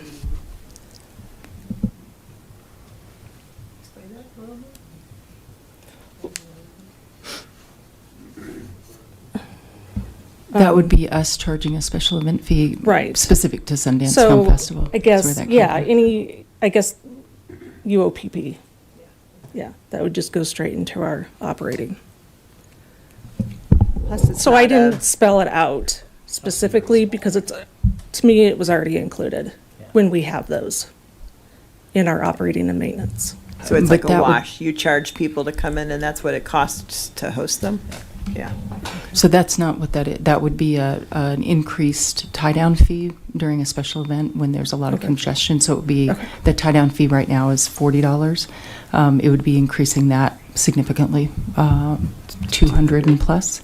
And the reason for discussing that was we've got Sundance Film Festival for the next 10 years.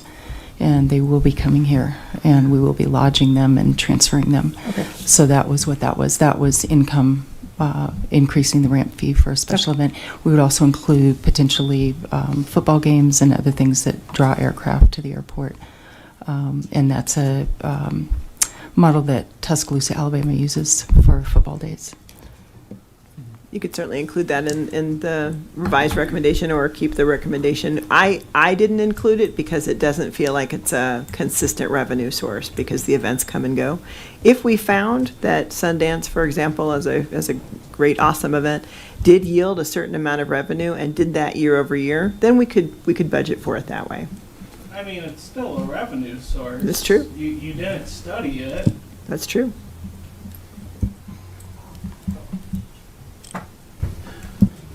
Okay, so I'm hearing a lot of fear and doubt and speculation on this. Yet there are, I think, hundreds of airports that do landing fees. So instead of speculating, could we speak with those airports and find out what their experience has been? I mean, did the sky fall, or what's been their kind of elasticity or variation on use, and how did they pull it out? And I think I'd like real data on that rather than more speculation, if you don't mind. Maybe we could do that call and find out what their data really shows with factual data. Yeah, and that's, it varies from airport to airport. I communicate with many of those airports and talk with the managers, and almost more importantly than that, I talk with individuals that manage those accounts. So it's the short answer that it varies drastically from airport to airport. So to kind of put that in a kind of a chart system would be a little more difficult. It really does depend on the situation of each individual airport. Okay, data, please. That being said, I believe they're public airports, and so therefore their finances would also be public. So we could certainly find out how much revenue has been Thank you, generated Sandy. by those. Yeah.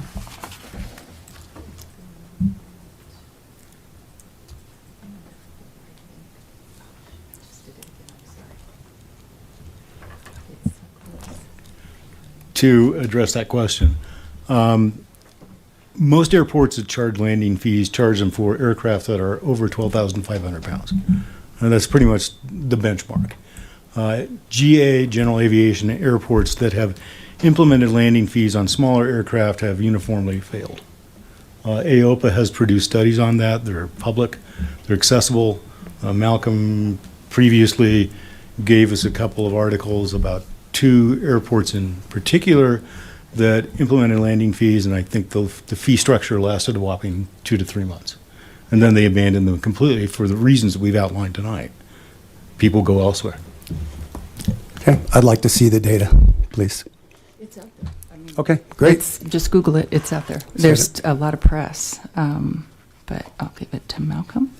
Yeah, the only thing I can add is I have done it, Charles, and I will give you 4 airports. Rio Vista, Safford in Arizona, Capital City, and now as of this month, Orlando has paused all landing fees.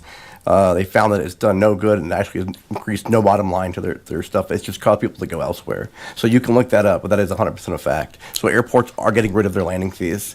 That they've found that it has done nothing for their bottom line and it just caused people to leave, which is being shown. So by all means, call those airports and ask them why they got rid of their landing fees. Okay, I'm just commenting that I think there's hundreds that do it, and you're citing 4, There's so. not many. There's not hundreds. There's actually very few. More of them. How many, I've heard, how many airports in the United States charge landing fees, general aviation? The number is about 100. I can speak for Colorado specifically because In the United, that's all right. So this is what I'm saying. There's a lot of speculation, and I'd like facts, data, not, cherry picking or, 4 out of this. So I'm just looking for real data rather than all of this speculation. It would be really helpful to this conversation to bring some honesty and real data rather than opinion and speculation and maybe selective use of information. That's what I'm looking for. Good. Over there. Did I just turn you off? I think we can go and find that data. I think a lot of us have done that. I don't think that they are going to provide that to us because they're asking for the landing fees. However we do it, that's great. Yeah, google.com, it can be done. Okay. There's lots of information out there. I pulled a lot of it up today. There's not many airports that charge it. And if they do charge it, they are commercial airports that generate a whole lot more money than we do. I think what we need to do is figure out what the airports that don't charge landing fees are doing to generate the revenue, because there's a whole lot more of those out there than there are airports that charge landing fees to generate the revenue. I'm just looking for a comprehensive set of facts.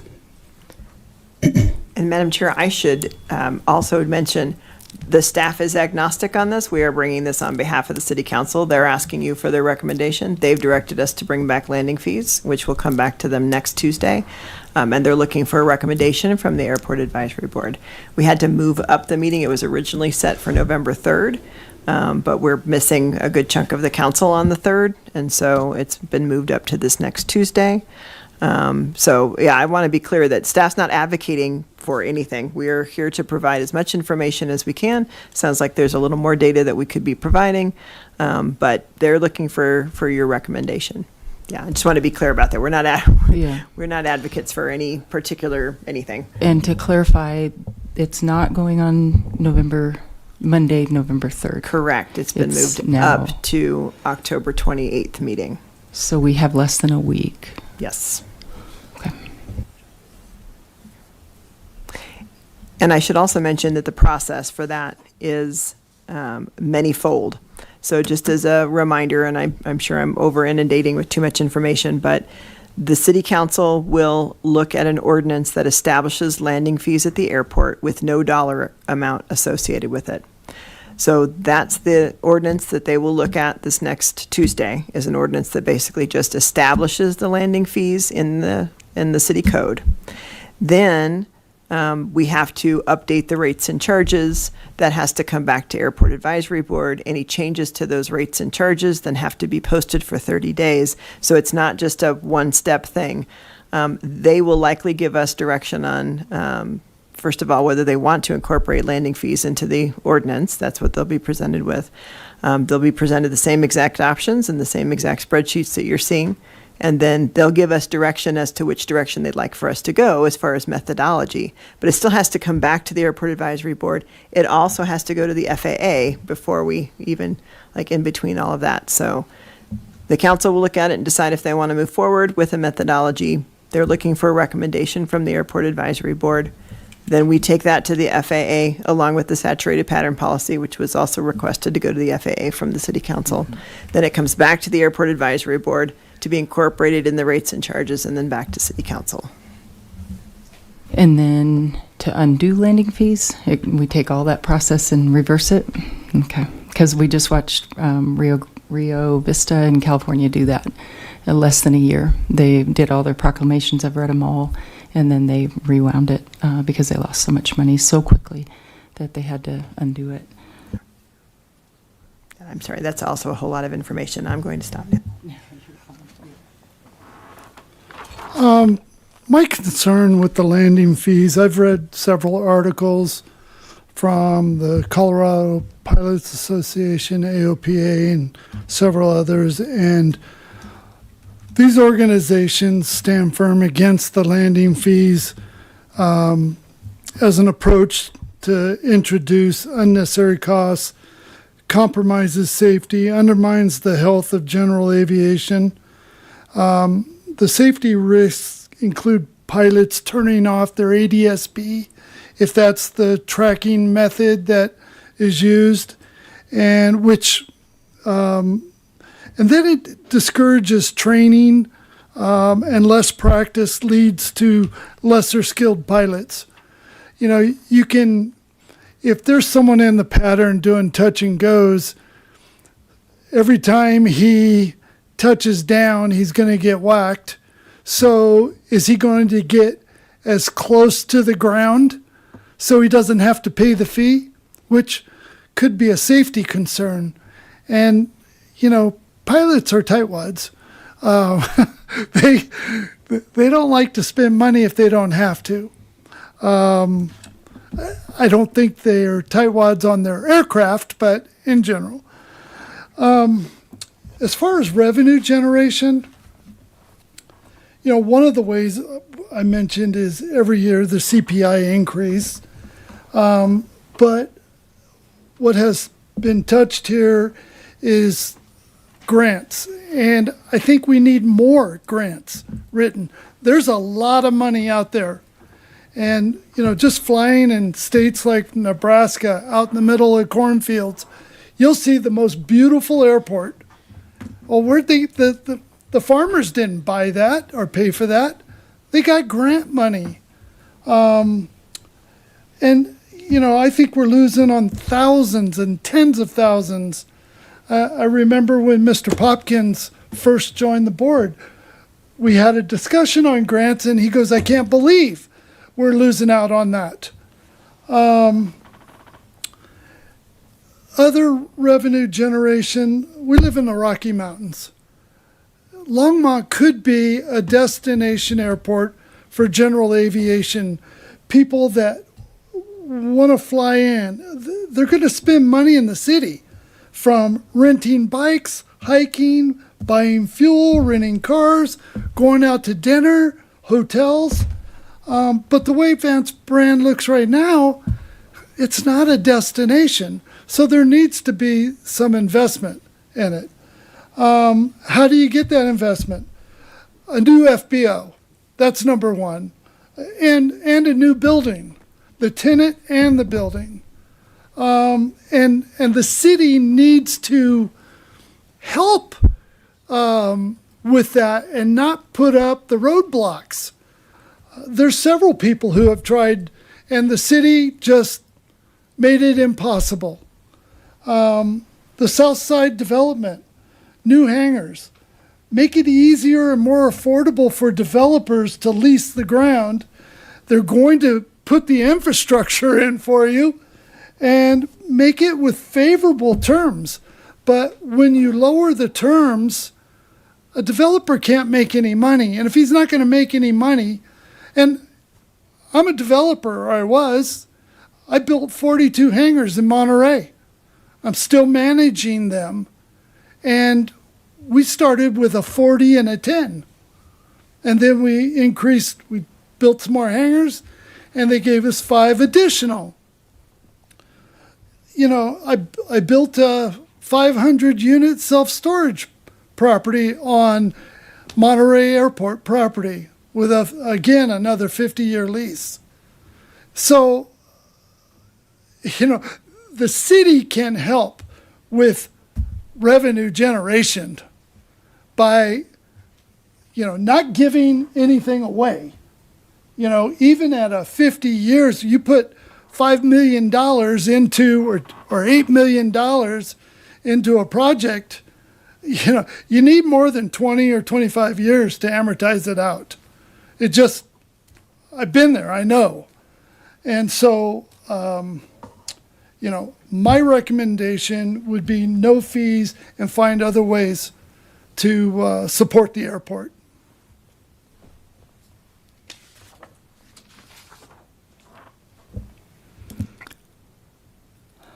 Next, then, is the hangar lease charges. Is that our next item? Thank you. We will want a recommendation at the end. I think you'll see it at the end of your agenda. Yeah, okay. There'll be action item for it. Action item, Yes. Yes, so saving that for an action item here for the landing fees. We'll go ahead and switch to hangar lease changes really quick.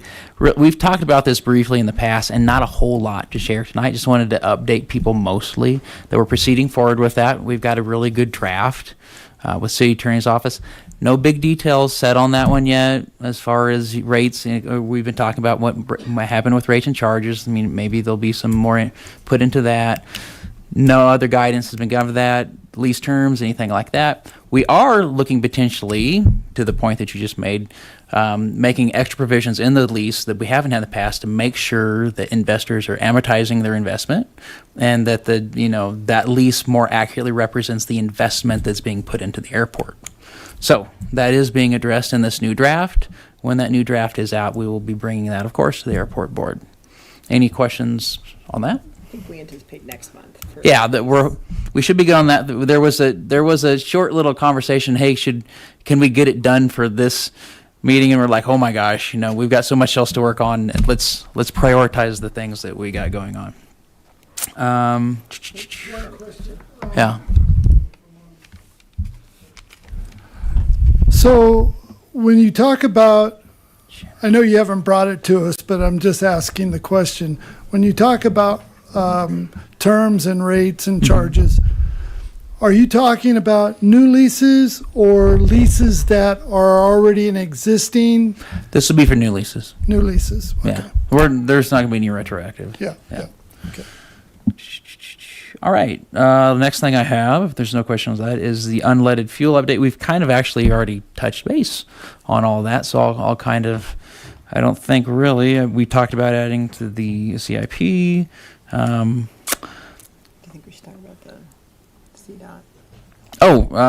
Once that's on the CIP, we will, of course, it'd be way easier to start applying for grants and stuff like that. The CDOT grant that's available for that is for infrastructure only. So we can't use that grant for mitigation. We can't use that grant really even for engineering. That has to be for concrete in the ground, tanks on the ground, prior to applying for grant money for that. So right now we're finishing up the draft of our unleaded fuel transition plan, which is due to CDOT on January the 1st. It'll be done long before that. My original idea was to get it done by the end of the month. I think we're pretty healthily on the way of having that done by the end of the month. And then, of course, that will be coming to you guys, too, so you can take a look at that. That's a very obligatory kind of plan, but we'll, of course, bring it to you. Will that plan include a kind of a master plan approach of engineering? On a much smaller infrastructure? scale. The plan that's due to CDOT on January 1st is a very brief overview. It's probably going to be, 10, 12 pages. It's looking at high-end stuff. It's looking at stuff that, will be reflected eventually in more detail in our CIP and our engineering discussions and stuff like that. It's looking at general things like what's our general plan for the transition? What's our general plan for incentives? What's our general plan for, who's going to do the fueling? What about approximately what it's cost? And we're talking very round figures. This is the very beginning first step in this planning for the unleaded fuel transition. And I would tag on to the end of that. We're in an excellent position because we already sell unleaded fuel. It really is an obligatory thing for the state at the moment. Of course, it will help us in the long run, but the reason we're getting it in by the January 1st is from House Bill 1235, which requires 5 airports in Colorado to put it in, and we are one of those.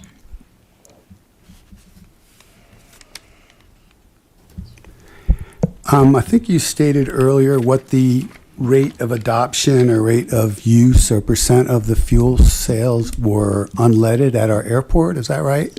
I missed it.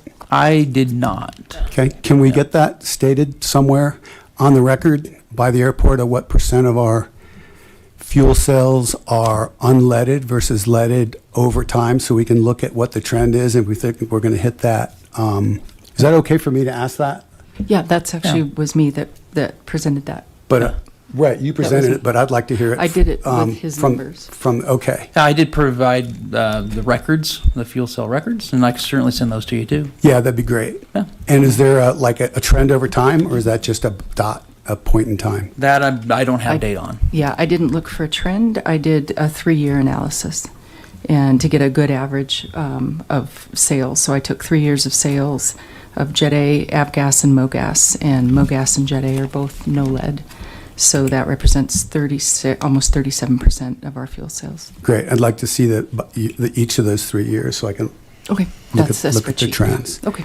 And then do we have any idea of, since a lot of the planes that are flying over our skies are not fueling here, is my understanding, do we have an idea of what type of fuel they're using? Just because we sell non-lead here doesn't mean it's being used up there. Do we have any idea what's going on over our heads? I'm not sure how that information can be derived. I'm not either, but I was asking asking you. Now, there's no direct data. Okay. So we could speculate on that too, I guess. Okay, thanks. The flight schools do carry a credit card in each aircraft, and so when they need to refuel, they refuel wherever that's required because we do have a time requirement on fuel in the plane. And so that's where the flight school's refueling, either wherever they do it, is based on what's left in the tanks and the time that they have to have left. We have minimums. And they do all have a credit card in there to pay for it by the flight school. So they are refueling at our airport and other airports. And then the flight schools are, Aerosphere has moved and retrofitted to unleaded. So our based flight school has moved over to unleaded. Yeah, I got that. I was just wondering about the other ones because I hear the majority is not from our schools. But I guess if we can't figure that out, we'll just have to speculate. Okay, thanks.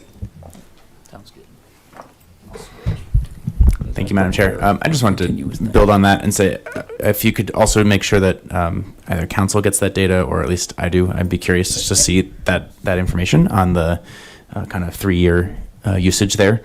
That was news to me, and that was encouraging to hear.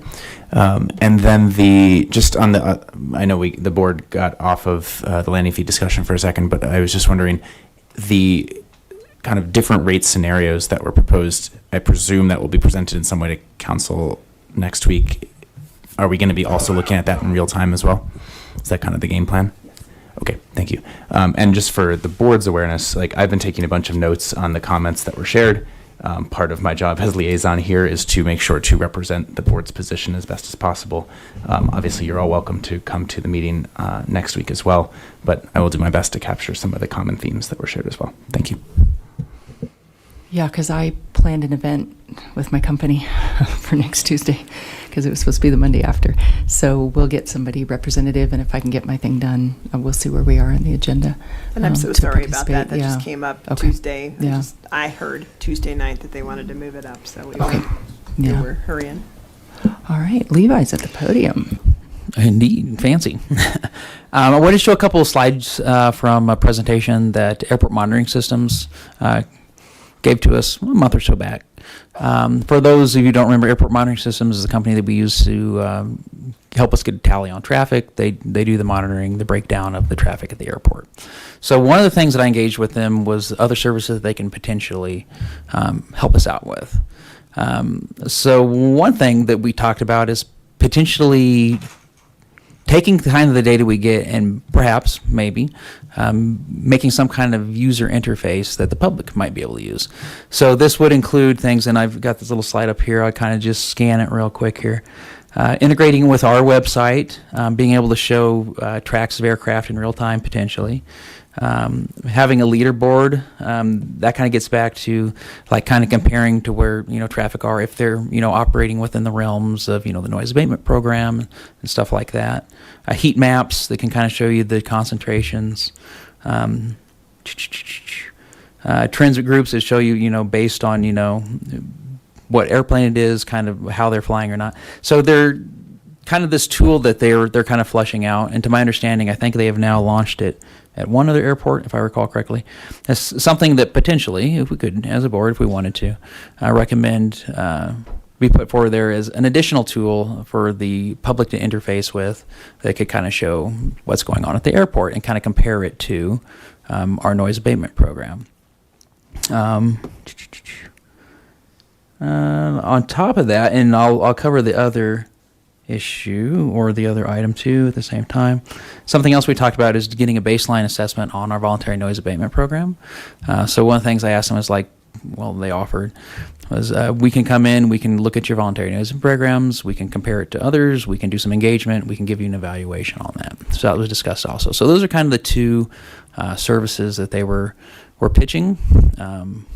It was a very interesting, it was a great presentation. They estimated approximately not quite $10,000 for the assessment on the baseline assessment, and then potentially about $6,000 or $7,000 for managing and creating the kind of the website portal for additional services, if you will, for what we might want to do with traffic tracking and stuff like that. So those are kind of the two, and this was a big long presentation they did, but those are kind of the two hot points of that. Is there any questions on any of that?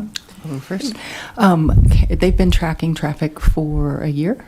Yes. So, but closer to 2 now. Okay. Yep, closer so to 2. can they give us a retrospective and look, so we can look, our VNAP's been around a long time. Mhm. Can they give us a backwards look?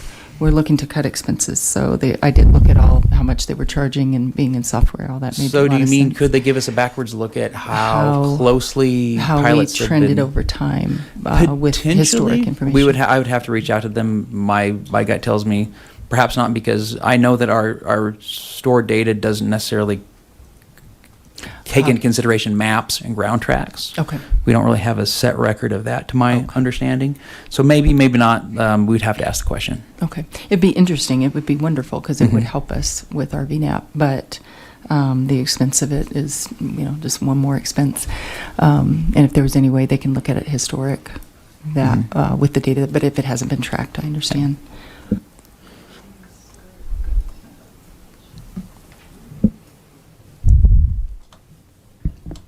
The ForeFlight plug-in package, does that mean it's only tracking people who are subscribed to ForeFlight?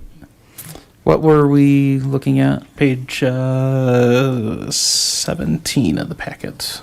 Oh, okay. The online. If I recall correctly, the plug-in package they are talking about was essentially a packaging, if you will, to kind of put out on ForeFlight so pilots could download a PDF. Now, theoretically, right now they already can. All they got to do is go to our website and download that PDF, and they can have that on their kneepad also. But it's a part of the marketing, part of the the services they offer. Okay, and then the project manager and graphics editor, why are they needed? Well, they would be designing an interactive web page in essence, or at least the programming for that. A project manager's needed to be used for our web page. I mean, that's their internal systems. I mean, this is. I can't speak to the details all of. right. Yeah. And then on the following page, it's $1,700 a year. This is pretty interesting. So the city contacted multiple suppliers for the landing fee proposal, right? And doing due diligence, wouldn't we want to get multiple estimates on this or multiple suppliers for this to see, is this competitive? Is this the best system? Seems like if you're going out and you're looking at a new service, the due diligence, the proper due diligence is to get multiple suppliers, I would think. And I'm just wondering if we have another perspective on this, another supplier that would give a bid. And that's certainly something we can look out to. This is kind of brand new stuff. Okay. Great. So there's that, but it never hurts to ask. Yeah, maybe I'm getting ahead of myself here a Yep. little, and I think I applaud this. I think it's interesting. It would help, I think, the public really understand a better idea what's going on in the airport. So sorry if I'm jumping ahead to get multiple suppliers involved. Our purchasing code would require that we at least get quotes. Unless it was Great. determined that this was a single source because they own all the data today. Okay, thank you. The one thing that I did want to just mention on that was that they're offering to do a community involvement process where they're working with the community to determine where are the problems with the current VNAP and how do you perhaps change things to make that better. And then on top of that, to monitor it and see whether it worked. Yeah, I think letting the public understand what's going on, I think could alleviate. We heard some comments earlier about getting people involved and getting them informed. I think could really lower the some of the issues potentially. So this kind of thing might help this direction. But thank you for looking at this. Absolutely. So that's what I had on that. If there's no other questions around that, was there more questions? Yeah. So, I mean, what would be the point of this? We've discussed this at meetings before, that we have one of the best VNAPs in the state of Colorado, if not the country. So why are we spending money on this? Or why would we? Well, now we're getting down to, well, first of all, an assessment, so, we think we're doing all we can. So study? An assessment. I know, we're getting into the nitty gritty of it now. But yeah, having someone certainly doesn't hurt to have someone have an initial look at you. And again, we're getting into, doing our due diligence. We're doing what we can to assess what we can to make improvements where we can.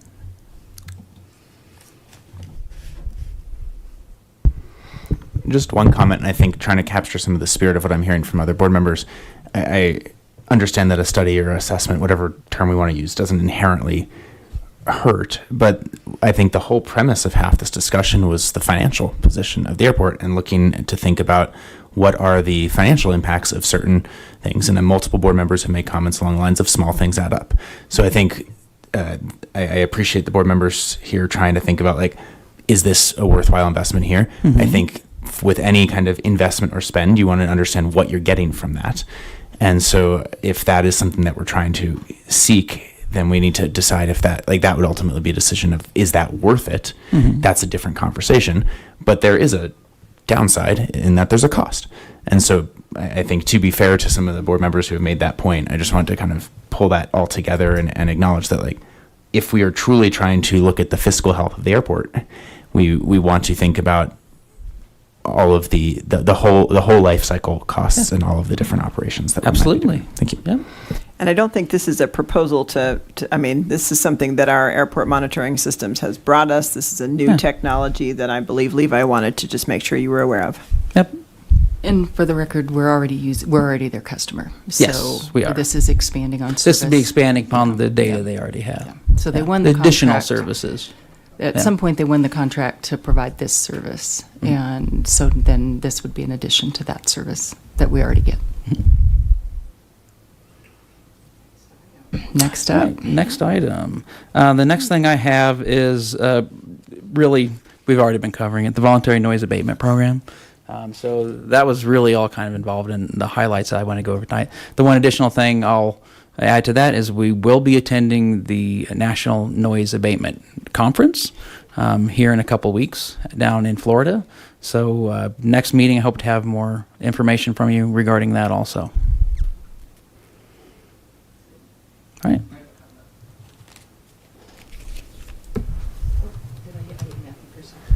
Can I just ask a clarifying question then? Sorry. Oh, yeah, we're both Matthew, aren't we? What is the National Noise Abatement Conference? So the national That's a thing? Yes, it is. It's something which is very new. It'll be held at Naples, Florida. For those of you who are airport geeks, will appreciate is the last airport in the United States which actually got mandatory noise abatement procedures applied to it. So very interested to get in there and talk to that crew and see how they kind of run that and how the whole system might work with that. To my understanding, I think this is the second year that they've done it. Don't quote me on that one. But it's put on by the American Association of Airport Executives. So it's the top end. If it's the organization that manages it, it's the big group in the United States. So they always do an amazing job. It's always very professional, always highly educational information. So if you're looking for information as a small airport on it, that's the place to go. You learn something new every day. Thank you. Will you be at that before the next board meeting, which is going to come pretty fast? Actually, that's right, because this is the end of October. Probably not then. I think it's the second week in November that is, or the third week. Okay. I will double check on that. Yeah. Yep. Time's ticking.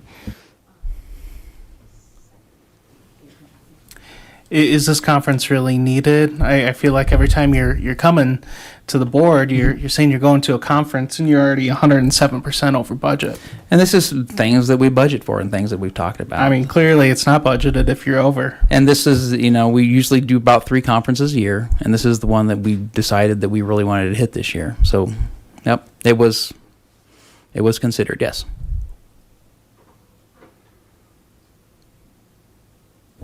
All right, thank you. Yep. And that's all I have for information items. The next thing we'll be moving on to action items. All right. Action items. Number 1 is landing fee options and recommendations to City Council. If anybody on the board would like to make a motion, I will entertain motions.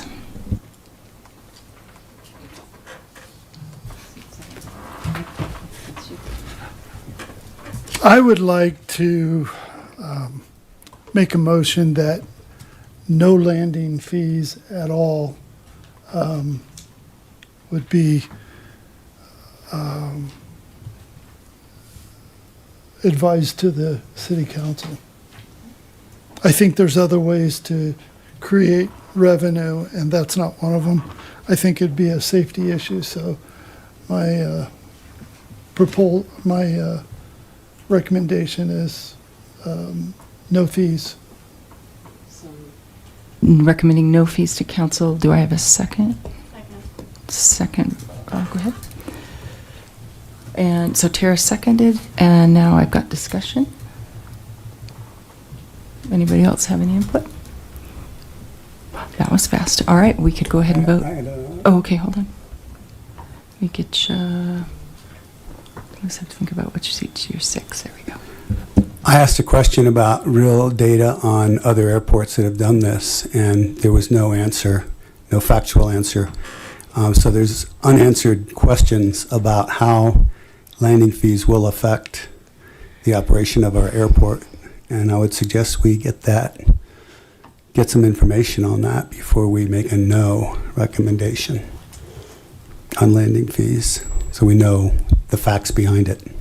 We have an action item that we have to make a recommendation, and it has to go to council on Tuesday. Okay, I'm just stating that we don't have complete information. I think most of us do, so we can give you information we've looked at or presented here. So There's been a lot presented I just here. Googled, there's 50 airports that have landing fees, and we've contacted all of them, and we know their rate of usage before and after landing fees.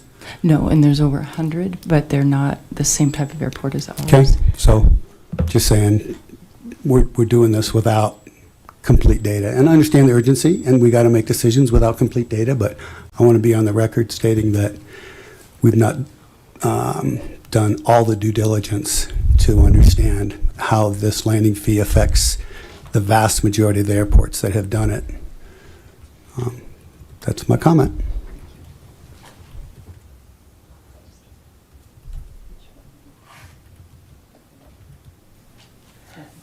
Just some clarification on this. Would like a special event fee, would that be a landing fee or a tie down fee?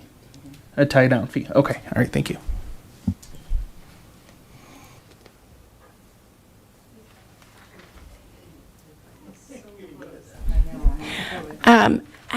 I would actually like to ask what City Council's rush is to get this decision. I may be able to help with that. Okay. This city council exits the dais on December 2nd. And so any items that started with this council, we try to finish with this council. So it really is just a timing of election. Oh, okay. From a staff perspective, we receive the direction from this council. We would like for this council to act on it because it's an ordinance and takes 2 readings. We want Okay. it to be completed and through before the December 2nd meeting. But it still would have to, there's still 14 more hoops to jump through, even if it were approved at city council. So, city council can't even just delay this until December? You can make any recommendation to council you'd like.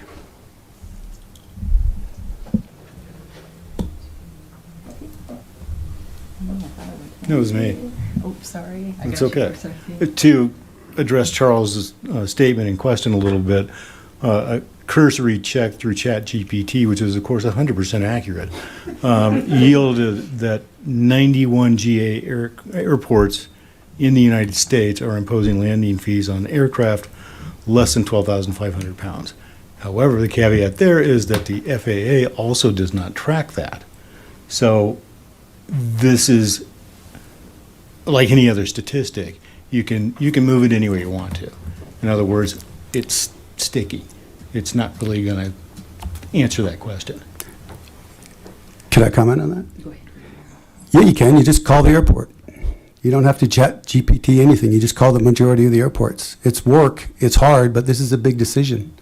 So you can get the facts if you want to put the work into it. I realize we're not going to get it in a week, but to say we can't do it is like, no, you can. I'm willing to do it. But so the data's there if you want to go get it. And yeah, I got a different number from my Google search too. So I invite you to bring your numbers and present them because we do have a board meeting again in a couple weeks because of our schedule. Yeah, I wonder how that will go. Sorry, snarky comment, but I'm happy to work on that. Please. And how long has this issue been pondered by the board and the city council? We're talking about rushing it, and I'm losing track of time. It does seem like a rush now that it's a week out, but have we been looking at this for 2 years, 1 year, 6 months, 3 months? How long has this been tossed around to see just how big of a rush this is? So I believe we received this direction in May. You made your first recommendation on May 8th, which you can stick to if you would like to. Okay. I just wanted to make sure you had all of the information. I do recall that. Thank you. Okay, I got to get. Yeah, I just wanted to speak to a couple of things. First of all, I just wanted a broader comment. I appreciate everyone bringing kind of bits and pieces of information to the discussion here to try to inform as best as possible in the absence of perfect information. I do want to recognize that, like, on other boards I've served on, that typically the information is provided from staff to the board, and it's not this kind of like hodgepodge of different information that we're trying to create this potpourri of a decision around. And so this is not a particular critique at this moment, but it's an observation that there's some differences in approach here that I am sympathetic to folks wanting more complete information to make a decision upon. I'm often one of those in other settings. And so perhaps from a process standpoint, actually, I think to staff's credit today, like there were a lot of different scenarios that were brought forward. I think in terms of like paying attention to kind of what data would help inform these decisions going forward, I'll just kind of like outline like that probably would inform this conversation better so that people can feel supported in kind of what recommendation they are making. So just wanted to kind of put that there. To respond to Board Member Menza's question, building on what Assistant City Manager Cedar said, multiple council members have expressed an interest in trying to make some kind of determination on this. That doesn't mean it's a yay or a nay inherently, but just trying to resolve this. For instance, just this past Tuesday, this city council currently decided to not take up the issue of minimum wage further, for instance. So that was an issue that had been kind of brought up under the current council, even before I was appointed, and now kind of closed out from this group. I think it's falling into that. On the timeline standpoint, it certainly feels like a rush, and I understand that. What I'll also note is this, I believe the topic was supposed to come to this group in September, and so it's just timing is both everything, and timing is also not everything at the same time. And so just wanted to address some of the perception there, because there were some timing things that shifted, including a city council meeting moving up and an airport advisory meeting not happening. So that also probably led to some of these feelings too, and just wanted to kind of acknowledge that for the public record. Thank you. Thank you. I'll point out that the advisory board, we earn these positions because we're considered subject matter experts, and so that's why we sit at this side and present that information back. So we are not able to task, we can make recommendations or make asks, but we can't, as you know, we can't task. And our job is to present this information and to collect it. And all of our sources are publicly available. We don't have any secret data mines or places we go for information. It's all publicly available. So that is our job as an advisory board, to advise. So the motion is no landing fees. It's been seconded. Do we have any other discussion on that? Seeing none, I'd like to go ahead and vote. All in favor of a motion of no landing fees to City Council, please say aye. Aye. All opposed, please say nay. Nay. Okay, thank you.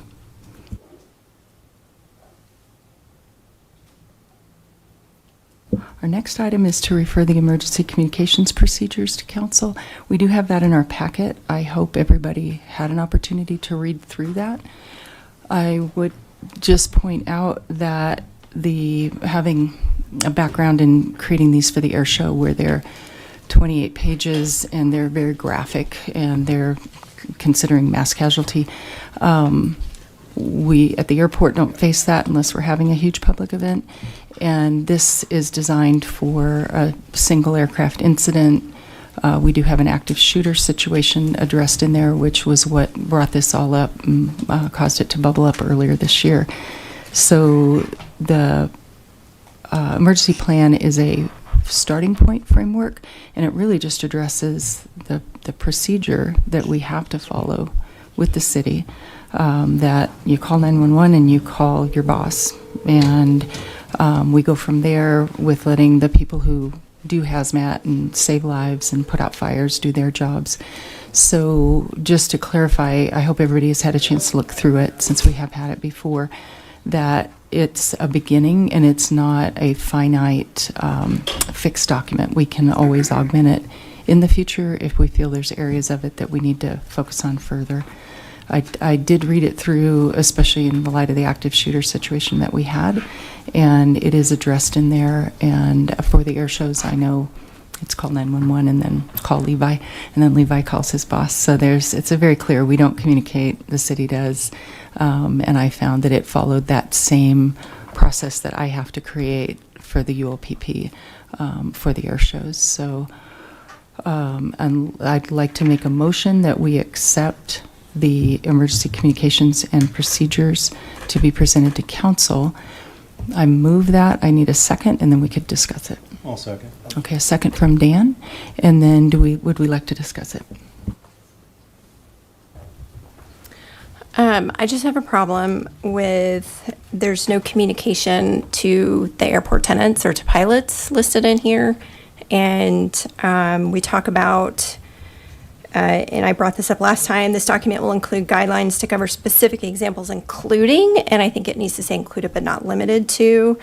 And and it just needs to reference who this document is for, because I think if there's an issue on the airfield, people at the FBO need to know who to call, what do they do, and I would like to see something to that effect of what to do in an emergency available for people like at the FBO, for instance, or a tenant who is there on the weekends and the FBO is closed and they need to know what to do for an emergency and they can't get a hold of Levi.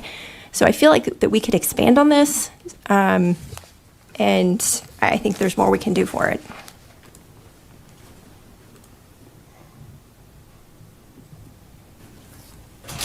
I actually moved to table the motion so we can study this further. We haven't had the time today. So I do have a motion to accept it, so we'll take note of that. It is not a long read, but my mic's not on. It's not a long read, and I definitely have read it with the lens of air shows, which is the highest risk with potentially 10,000 people in a fiery crash, which we don't like to talk about. So I do think, to Tara's point, though, that a little bit further, that the chain of command of who to contact, we probably need that to be 4 or 5 deep, in case you're at a conference or a retreat or it's a holiday weekend and everybody's off, as to who to contact as we come through the city. So it does, I mean, we do have it pretty deep, but it's going to be 911, FAA, then the airport manager, then Sandy, then communications. And just amongst us and the public, it stops at communications. That's as far as we go, because then they take over from that point. Public Works would be to turn off anything that, like a fuel pump fire, things like that. And again, 911 is where it's all going to start. And those agencies are going to have, they have their own plans. So this is the plan that we present to say, this is our structure. Okay. Will the city departments have input on this? Will the fire department come back like they do on mine? City departments have already been consulted. And I would just point out on the flow chart at the very end, I feel like we built this because of the need to communicate with the aviation community when something was happening. And also on Appendix B, right before that, you talk about being 5 deep. There's a big, long list of people after me to reach out to. Okay. Madam Chair, if you're not willing to do the tabling of the motion, can you move to reconsider maybe so we can study this a little bit more? Well, that would be that's the purpose of our discussion. So we can vote the motion down. So let's get Malcolm. Oh, okay. Okay, so seeing no more discussion, we will vote on the motion, and you can express support there or that you want more time. So if you're in favor of moving it forward now to City Council, please say aye. If you're opposed to sending it to Council now, please say nay. Nay. All right, nay gets it. Thank you. Our last public invited to be heard is now open, and it's again, state your name and address. Please state if you live in the city limits, and you've got 5 minutes. Do we have anybody who'd like to speak? Just you can go ahead and come forward. I'm sorry. So I don't know. I can see if there were other mics, but technically, like, you voted not to advance past that motion. That doesn't mean the topic is dead. If other people wanted to propose something, just to be clear, the board can decide to move on. But I just wanted to clarify because I thought I saw that maybe some other people wanted to jump in with something. Just procedurally wanted to clarify that. I'll put that on the next agenda. Thank you. Okay, public, please.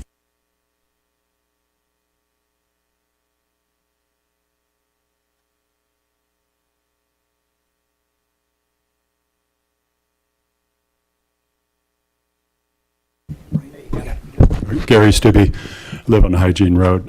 Two quick comments. I'll be quick.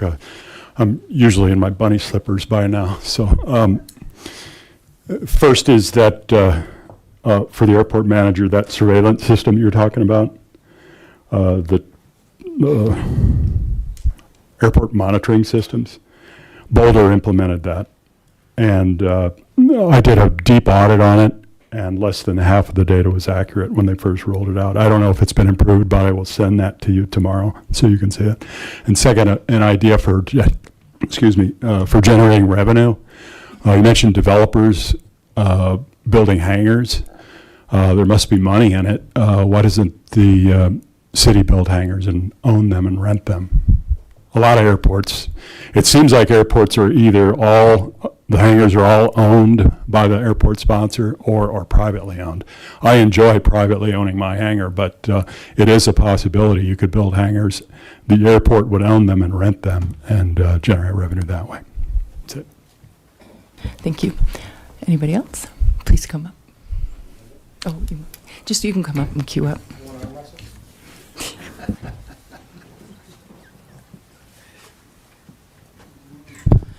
Good evening, Matt Menza, 2235 Parkview Drive. I want to thank some of the most of the board members here who do their due diligence and study the topics, and all the boards I've been to, I usually study and get educated on the topics, and instead of stand up there and without the knowledge or understanding of the topic and bully people about data. So I appreciate that. I wanted to bluntly say that the city hasn't done their due diligence in order to be able to assess a landing fee to the airport. There is way too many opportunities to develop this airport and to create revenue that the city has purposely stonewalled for years. We've run off a lot of developments, a lot of commercial, stonewalled getting new FBO owners. There's a lot of things that this city has done on purpose, and there's core requests, and the reality is there's core requests that show that city council members have been looking for a way to appease the radical anti-airport activists who hate this airport and want it taken down for whatever reason, to include putting up low-cost housing. And the city has been beat up by these protesters, and the core requests show that they've been discussing ways to thwart aircraft activity and flying. And that is exactly the opposite of what you should be doing with an airport. It's 100%. Part of it's against the law. It's a big issue. So the optics aren't good for the city of Longmont, where you all of a sudden have, like Mrs. Menza said, 80 years with an airport here, and all of a sudden we're concerned about revenue for the airport. And it's kind of convenient that we had all these, group of activists, including, not to point you out, Mr. Schilling, but in 2023 you were quoted in the newspaper of wanting to get rid of the airport and put up housing. So there's a narrative here, there's a reality here, and this reality is the city's been squeezing this airport to death on purpose for an agenda. And the airport community and the citizens of this town are not going to accept it, because the secondary effects of a good, thriving airport is revenue to the businesses that operate here and in the local community. And that secondary effect brings in more tax revenue to the city than a short budget of $45,000, which we can solve very quickly with proper leadership. And so let's make it clear, this is not a tough solution or problem. There's a solution. The city needs better leadership. They need to do their due diligence, and they need to stop playing to this agenda. And hopefully this election will bring some new leadership into this town, bring some sanity back to the decisions that are being made. Stop developing stupid things around the airport that encroach on the airport, and start doing some common sense stuff for the sake of the small businesses and the large businesses around here. We can do some great things with this airport. It's got a lot of history, and it's been here a long time, and the city has been squeezing it to death for years, and that's the truth that the people of the city need to know. And enough's enough. So let's start getting the other side of the facts, not just this landing fee stuff. And let's, as board members, do our damn due diligence and do some research before we get up here. Thanks. You, sir. Oh, okay.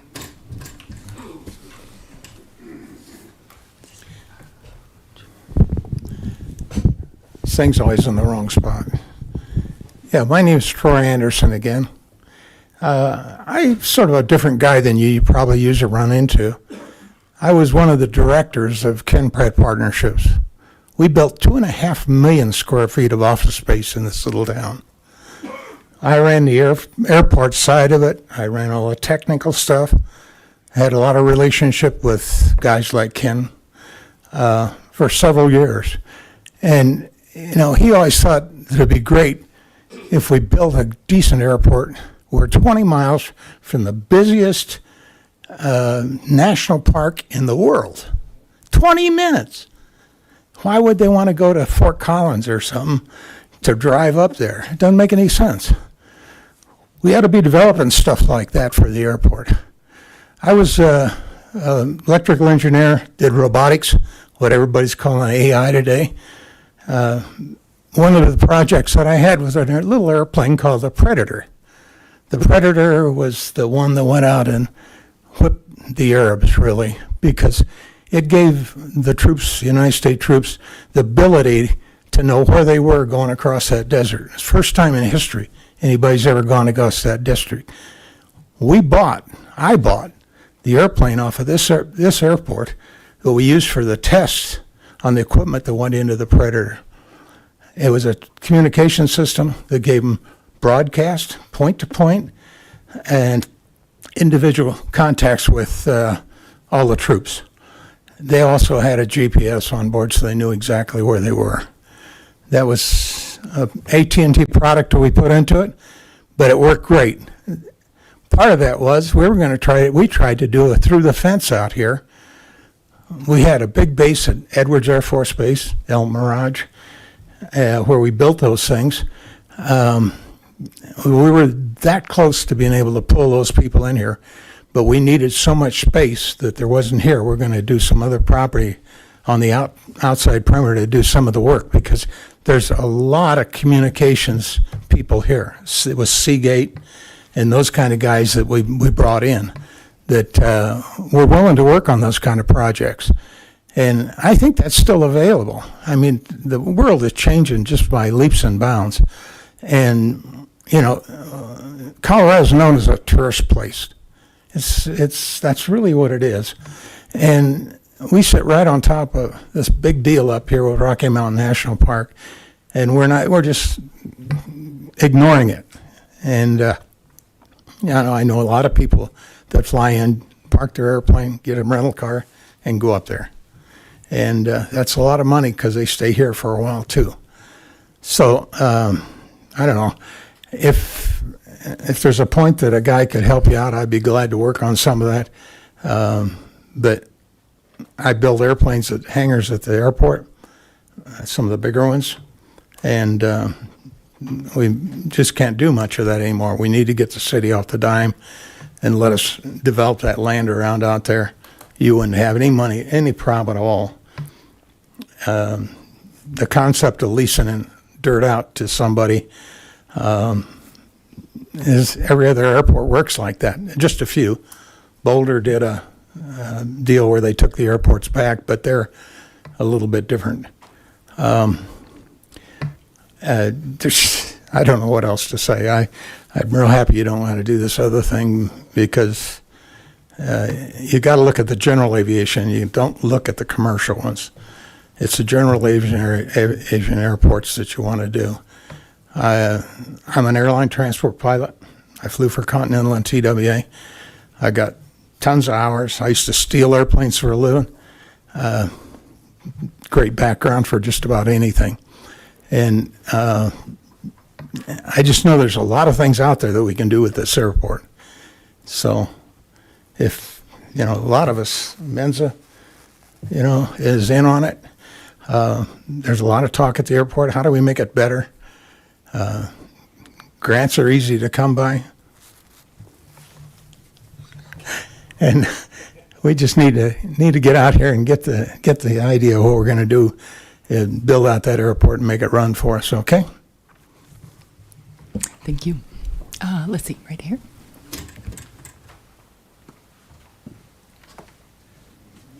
Jonathan Casimir, 1900 Creekside Drive.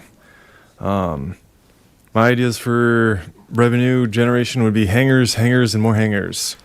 I mean, every time I hear about the situation for hangars, Longmont specifically, people want to come from Erie to Longmont, but there's no hangars available. I mean, the wait list is like 2 years long for a single one. So if we had more hangars, we'd have more pilots, and you have more pilots, you have more revenue. Same thing. There isn't that much as in the way of like A&P services or a mechanic shop. It's all up on BJC. There's huge maintenance facilities up there. Ours is like a little shack, basically. So that's part of the FBO. So bigger FBO could probably supplement bigger maintenance services, and parts even would be really nice. The EAA chapter has ideas to offload at least one of the buildings from the city's hands so that it's no longer an expense to the city, if that's a concern. I did want to address the spreadsheet that you guys are maybe bringing to present to the city council. The line item on revenue that said miscellaneous is hiding the primary revenue source that the airport's bringing in. If hangar leases are the biggest income source, that should be its line item, and that should actually be the target for the greatest growth. Again, hangars, more hangars. The other thing I noticed too is when you started you added okay, so the first big sheet was we're $45,000 on average diminishing a year over year. As soon as you added the landing fees, we're already in the black by 2029. Two things. The landing fee schedule, the revenue was flat. The expense for just implementing the landing fees increased year over year. The second thing on that was that the grant, the matching for the grant, the 5% match for the grant line, you added the expense for the grants, but the grants themselves that would have been the 95% of the income wasn't there. So it looked like you're expensing out your 5% without actually taking in the grant. Maybe I didn't understand the whole thing there, but the CDOT is actually pro-airport, and they did have a meeting with the EAA chapter in Longmont asking, hey, how can we help? How can we help? So I did want to touch on the ADSB as one of the methods for collecting landing fees. The AOPA, the CPA, and the FAA are all antagonists to having ADSB used for collecting landing fees because of the safety issues from people turning off their ADSB or low passes or things like that. So the motion or the Congress is very likely to pass that. So that's going to be one difficulty, that whatever service we're selecting may not even be able to do that. The other element that is already in place is owners of aircraft can now ask the FAA to make their registration information anonymous, at least to the public. So I don't know how far reaching these other third parties are, but very quickly a lot of these owners are going to be able to go anonymous anyways, so not even be able to receive these landing fees after the fact. To touch on the pay-for-use thing in Longmont, you can walk around Macintosh Lake or on the St. Vrain Greenway without paying a $5 walking fee. Thank you. Thank you. Go ahead.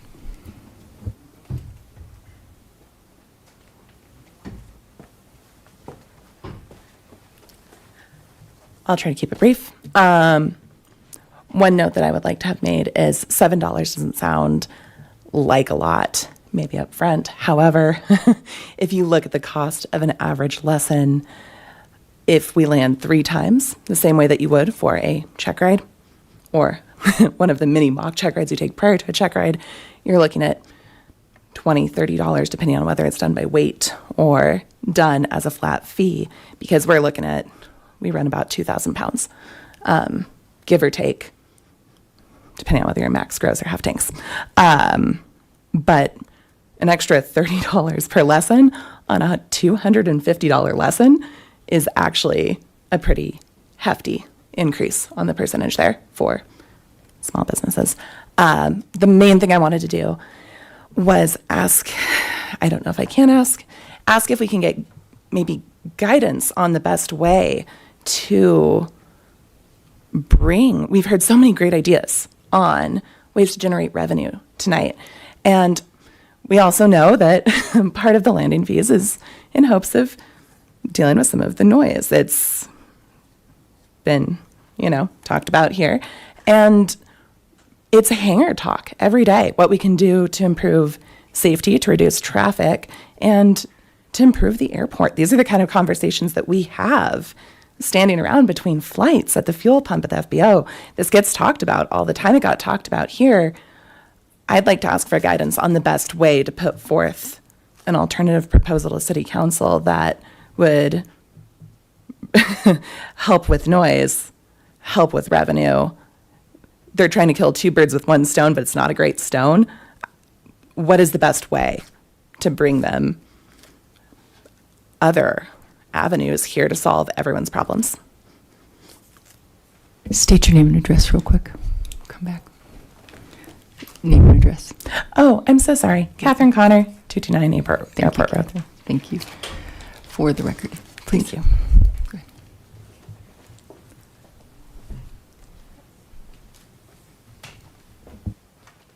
Hey guys, Trevor Eady, 1810 Jefferson Avenue. It sounds like I'm talking to a few pilots here. Former charter pilot, reformed, United now. But in my travels, I go to Longmont type airports all the time, and also, Denver International, Charlottesville, wherever have you. And you can go to places like Monmouth, New Jersey. You can go to West Palm Beach. You can go to Naples. And they all have the same style of fees, whether it's a landing fee or a ramp fee or a whatever. And it's always, we want to extract from the people who have money that they're willing to just, yeah, it's yours. These are the 12.5 and above weight class airplanes. These are the FlexJet guys who come in and bring someone in for their week-long staycation, and they paid $30,000 to get here. The guys who are here who are, my age and below, who are learning to fly and getting started and are barely affording to get their flight training done, aren't going to be able to handle the landing fees, or at least are going to do desperate things to avoid it. The guys who are also here who are 65 and above are retired and are not also going to be able to handle those fees. So the people we want to extract that kind of fee from are already taken care of by the same thing all the other airports are doing. The ones you talked about, the ones we've looked at in stats, they all aim at the 12.5 and above weight class aircraft. If it's got jets on it, it's probably going to be able to be okay. We don't get a ton of that. Second thing, there's some talk in just the wider world of third places. The reason people don't flock to our airport all the time is because they don't have a reason to be here. If you don't have a hangar and the FBO is not open, or you're not here on one of the 3 days that our restaurant's open half of the year, why are you here? It's great that we have that parking lot area where you can listen to ATC style traffic and hear it audibly, and your kids can play and watch. That's a perfect example. Why isn't our FBO like that? Because it's not a public space where you can just be there. If the gate's closed, no one wants to hang out at the airport. So these are my recommendations. Thank you. I said my name and address? Yes, you did. Thank you. Anybody else? Go ahead, Dr. Grunsfeld.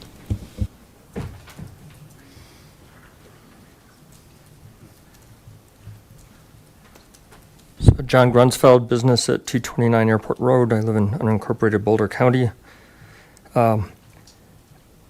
This is the first time I've seen any numbers on the budget, and it was not really readable on the screen. It was not really comprehensible that leases are in miscellaneous. Some of the columns didn't add up. And so it's great that we saw it, but it's, to then jump and make a decision, I think is very premature from what was presented.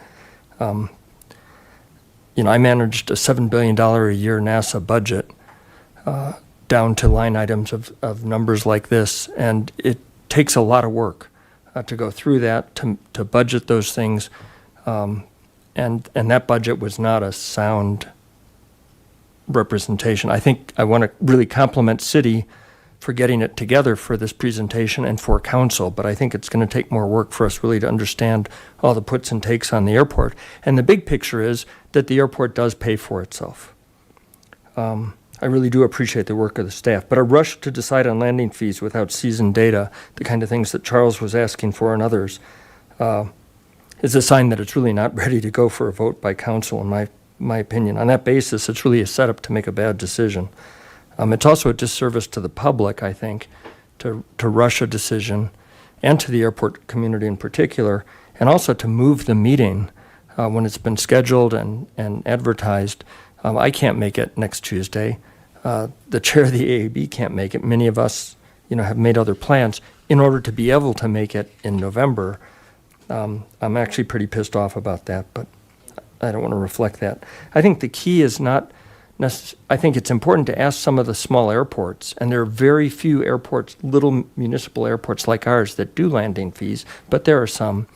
More important is to ask the 2,200 other small municipal airports that close their budgets, that have money for investment, that get the tens of millions of dollars of FAA investment without landing fees. How do they do that?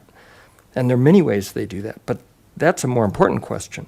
I mean, little Akron Airport in Colorado has gotten millions of dollars recently in FAA grants, a brand new terminal to replace their already nice terminal, and they have 30 airplanes, and it's a town of 5,000 people. We can do much better than this. As far as revenue, I think hangars, businesses, we can ask for private investment. A lot of airports get their 5% from local businesses that realize that the airport contributes $75 million to the local economy. And so putting in $500K or $1 million to get $10 million to build a terminal and a restaurant and public spaces at the airport is a bargain for them. Longmont just recently enacted a tourism tax. Why isn't the airport getting a fraction of that tourism tax to fund airport development? Greeley has a huge utility-scale solar plant on their airport, and the revenue pays for the airport. They also have an oil well, but that's another story. A lot of airports own their FBO and take the profits out of the fuel sales to fund the airport, and they're typically very efficient. Another thing I noticed, having to do with the 50% or the 100% administrative fee. If we go to 100% administrative fee, that's 100% overhead on Levi's salary. That's higher than Harvard. There's something wrong with that. We've passed over the last 50 years, the gentleman who said he was here since '79, he's right. We've passed on hundreds of millions of dollars of grant funding opportunities to improve our community just by not applying, by not going after them, by fighting the airport such that the FAA wouldn't consider us for grant applications. Random things, Aspen just announced their brand new noise abatement plan. It's state-of-the-art. I encourage everybody to go look at that. It rewards operators for operating quietly. And on that topic, you've heard me say this before, but we haven't tapped a lot of the low-hanging fruit. Students are required to look in the airport flight directory before they make a flight to Longmont. And under noise, it says, contact airport manager, and gives Levi's office phone number. That's not a description of a noise abatement plan. And if they call Levi, it'll go to voicemail, and they're going to make the flight here not knowing what that plan is. And we haven't really tapped the AWOS either. A lot of airports say, and we have to get approval to do this. I mean, we do say, avoid overflight when parachute operations are in effect. Why can't we say, avoid touch-and-go landings from dusk to dawn or from 8 p.m. to 8 a.m.? Let's just get approval to do that. It doesn't say prohibit it. It says avoid. That would be really useful. On the online dashboard innovation project, that's something we could probably get Longmont Community College or the Innovation Center to get some students to build for us at much lower costs using a portable ADSB, and Levi and I have talked about that. Thank you very much. Thank you. Anybody else? All right, seeing no more, I'm going to close public invited to be heard, and we're going to go to board, city, and staff comments. And I will start, we don't have it on here for future agenda items on our agenda, but I would like to add that now. And our future agenda items being to investigate a grant to remove the underground fuel tank, the leaded fuel tank, and to remove that. A grant or a motion after Levi goes to his class, engineering and infrastructure, so that we are prepared to accept new fuel facilities, which would be for the no lead fuel. We don't have a space for it. That tank has to come out, and we have to rearrange the furniture in order to even move into the next phase to carry sufficient quantities of no lead fuel. It's in a truck right now, so it's not, and the Jet A is in a truck, but the av gas is in the ground. We need that out in a new structure. So I'd like to put engineering and infrastructure study to prepare us for the unleaded, which may come out of Levi's report. That would be to reconfigure our fuel supply. I may shorten that. Future agenda item to draft plans to reconfigure our fuel supply. And then the last one is how do we request historic preservation, and what are the guidelines on that? And we can look into that as a board. And how do we get a proclamation for the airport in honor of the 80th anniversary? So those would be future agenda items for November, please. And then I've got it open. Thank you. Sandy, I would just like to thank you and your staff for preparing that budget and the landing fee analysis. I know that was a lot of work. I appreciate the ladies that were here. I didn't get to really thank them. So thank you for doing that. I know that last meeting that we had, we asked to have financials shown to us because it is very important. And I was actually kind of shocked that we didn't have that until this meeting. So it is super helpful. It helps us make better decisions about how we can support the airport going forward. And I think out of this meeting, the takeaway is there are a lot of ways to support the airport and generate revenue. We've heard it from the board, we've heard it from the community, and I think that until we've exhausted all of those avenues to generate revenue, that we shouldn't even consider landing fees. So that's all I have. Thank you. And to that note, I will draft the letter to council to have that prepared. When do you need that by with the date change? Yesterday. Tuesday would be fine. Tuesday, Yeah, okay. the packet is already out there, so we'll bring it to them. Okay, I'll get it done over the weekend. Okay. What is the protocol or procedure when letters are going from the board to city council? Does the board get a chance to review that and comment? I can send it to the board members. You can only comment back to me. That's fine. So don't use reply all. And then I will draft it, and it would show who voted for and who against. Okay. In Can that we letter. make that procedure moving forward? Because I think letters have been going to city council from the board that were not, at least I didn't get a chance to review them. So can we make that either, if that is standard procedure, start doing the standard procedure or make it a standard procedure? Yeah, this would be the first time council has asked us. And so, not just this year, this is the first time. No, but So- letters have gone to the city council that I Yeah, didn't get a based chance on to a review. vote. Yeah, okay. So I will get it done this weekend and Thank get you. it out to everybody, you bet. Thank you. Thank you. First of all, I just want to echo Board Member Menza's comments. Thank you, Sandy, Levi, and Sandra, and was it Jennifer who joined us as well? Really appreciate all of that. I know there's desire for even more kind of frequent and expanded kind of breakdowns of that, and I think hopefully that feedback is. I saw you guys taking some good notes there, but overall that was a lot of helpful information to help inform the board's discussion, and just really want to thank you guys for the work on that. I know we only saw one of the landing fee scenarios, and there were like 10 up there as well, and so there's work that goes into what wasn't presented as well, and just wanted to say thanks for all of that. Also, I just wanted to thank the board for a really thoughtful discussion and a lot of questions and personal experience that you all brought to the table today. I think we heard a really robust conversation, and I also want to thank everyone else who not only came today but also stuck around for a 3.5-hour meeting. So thank you all for paying attention, showing up, and sharing your input as well. Two last things. One, on the letter, can we double check procedure? Sandy, quick question here.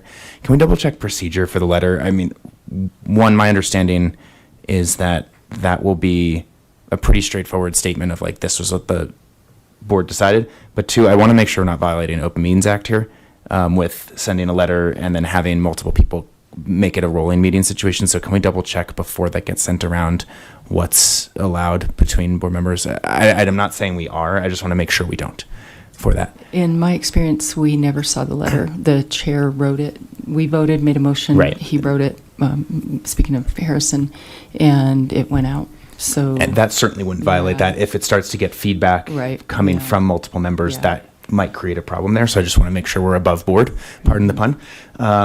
And then the last thing I just want to share, just a quick update. Sandy briefly mentioned the saturated pattern policy update earlier, and I just wanted to shed a little bit more light on that if you weren't at the city council meeting or watching that or following that a couple weeks ago.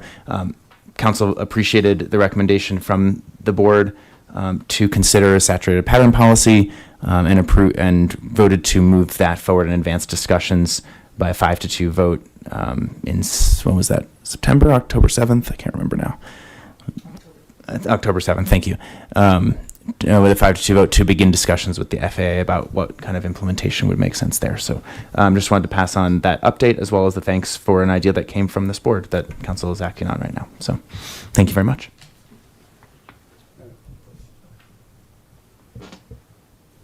So my question on the letter was, and I appreciate sunshine laws. We got to respect them, follow them carefully.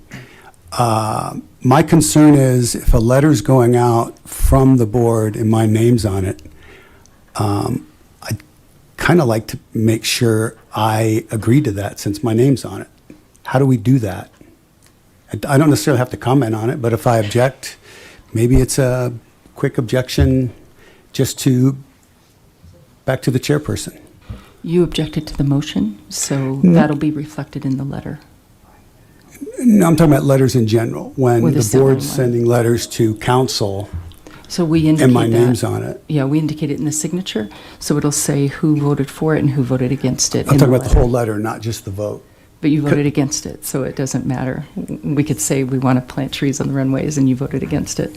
So it doesn't matter Yeah, the this- context because you voted against it. I'm really referring to a letter before that had a lot of context and a lot of explanation. That we discussed. But there's, it's the power of the pen. It's not all verbatim stuff, it's interpretation. And no, I get the vote, and I was represented there. Mhm, you are, yeah. But, all right, so I guess if I object to something, a letter that goes to city council, how do I respond to that? That has my name on it, says, okay, we did this in this meeting, and this is what we agreed to, and this is why we agreed. And I say, well, that's not the way I remember it. And I just want to, if my name's on it, I want to make sure I'm being represented accurately. And if I'm not, I want to know how to deal with that. Yeah, I appreciate the question and the intent of that. I'm trying to think of another analogous situation I'm familiar with there. I won't speak to previous events that have happened. And so just going forward on this, I think there are a couple ways you could speak before council or email council directly. Okay. You could contact staff and say, hey, can you include that as an update? Great. That I didn't support that. I also, again, am taking notes of this discussion, and beyond the letter will also represent different facets of the substance that was discussed and the perspective there when I share that with council too. So hopefully that gives you a few options there. Great. I Thank think in an ideal world, which this is not, as we talked about from a timing standpoint, but in an ideal world, if there was a letter that was drafted by a board, what I've seen on other boards is that like that draft comes back to the next meeting, people can discuss, are they comfortable with that wording, or if they want to make adjustments and then move it forward. That would be a lot more ideal. That's the answer, yeah, but we don't have time. so. Okay. And it will show the board, you're part of a board, you're part of a group, and that the group voted no and you were dissenting. So it Yeah, will it's show not, it's that not in the vote I'm signature. talking about. It's all the context around it. Right, so the you verbiage. disagree Yeah. with the context, and it'll say that in the letter. That'll be in there. It'll be in the signature. So it will be addressed. But typically, yes, we would have made this decision, prepared a letter, visited next month. But it's going to be after the deadline. Yeah, I'm just saying the last letter that went out had my name on it, and I didn't get a chance to review it. So what's happened? I think we got a solution. Let's work on it. Okay. Thanks. Thank you. I just have a quick question for you. Sandy mentioned a letter in May. This is prior to my term beginning on this board. Is that something that you're going to be rescinding and making that comment in this letter? That was not a request from council, so it was a proactive move by this board. So our new recommendation will override that. Yeah.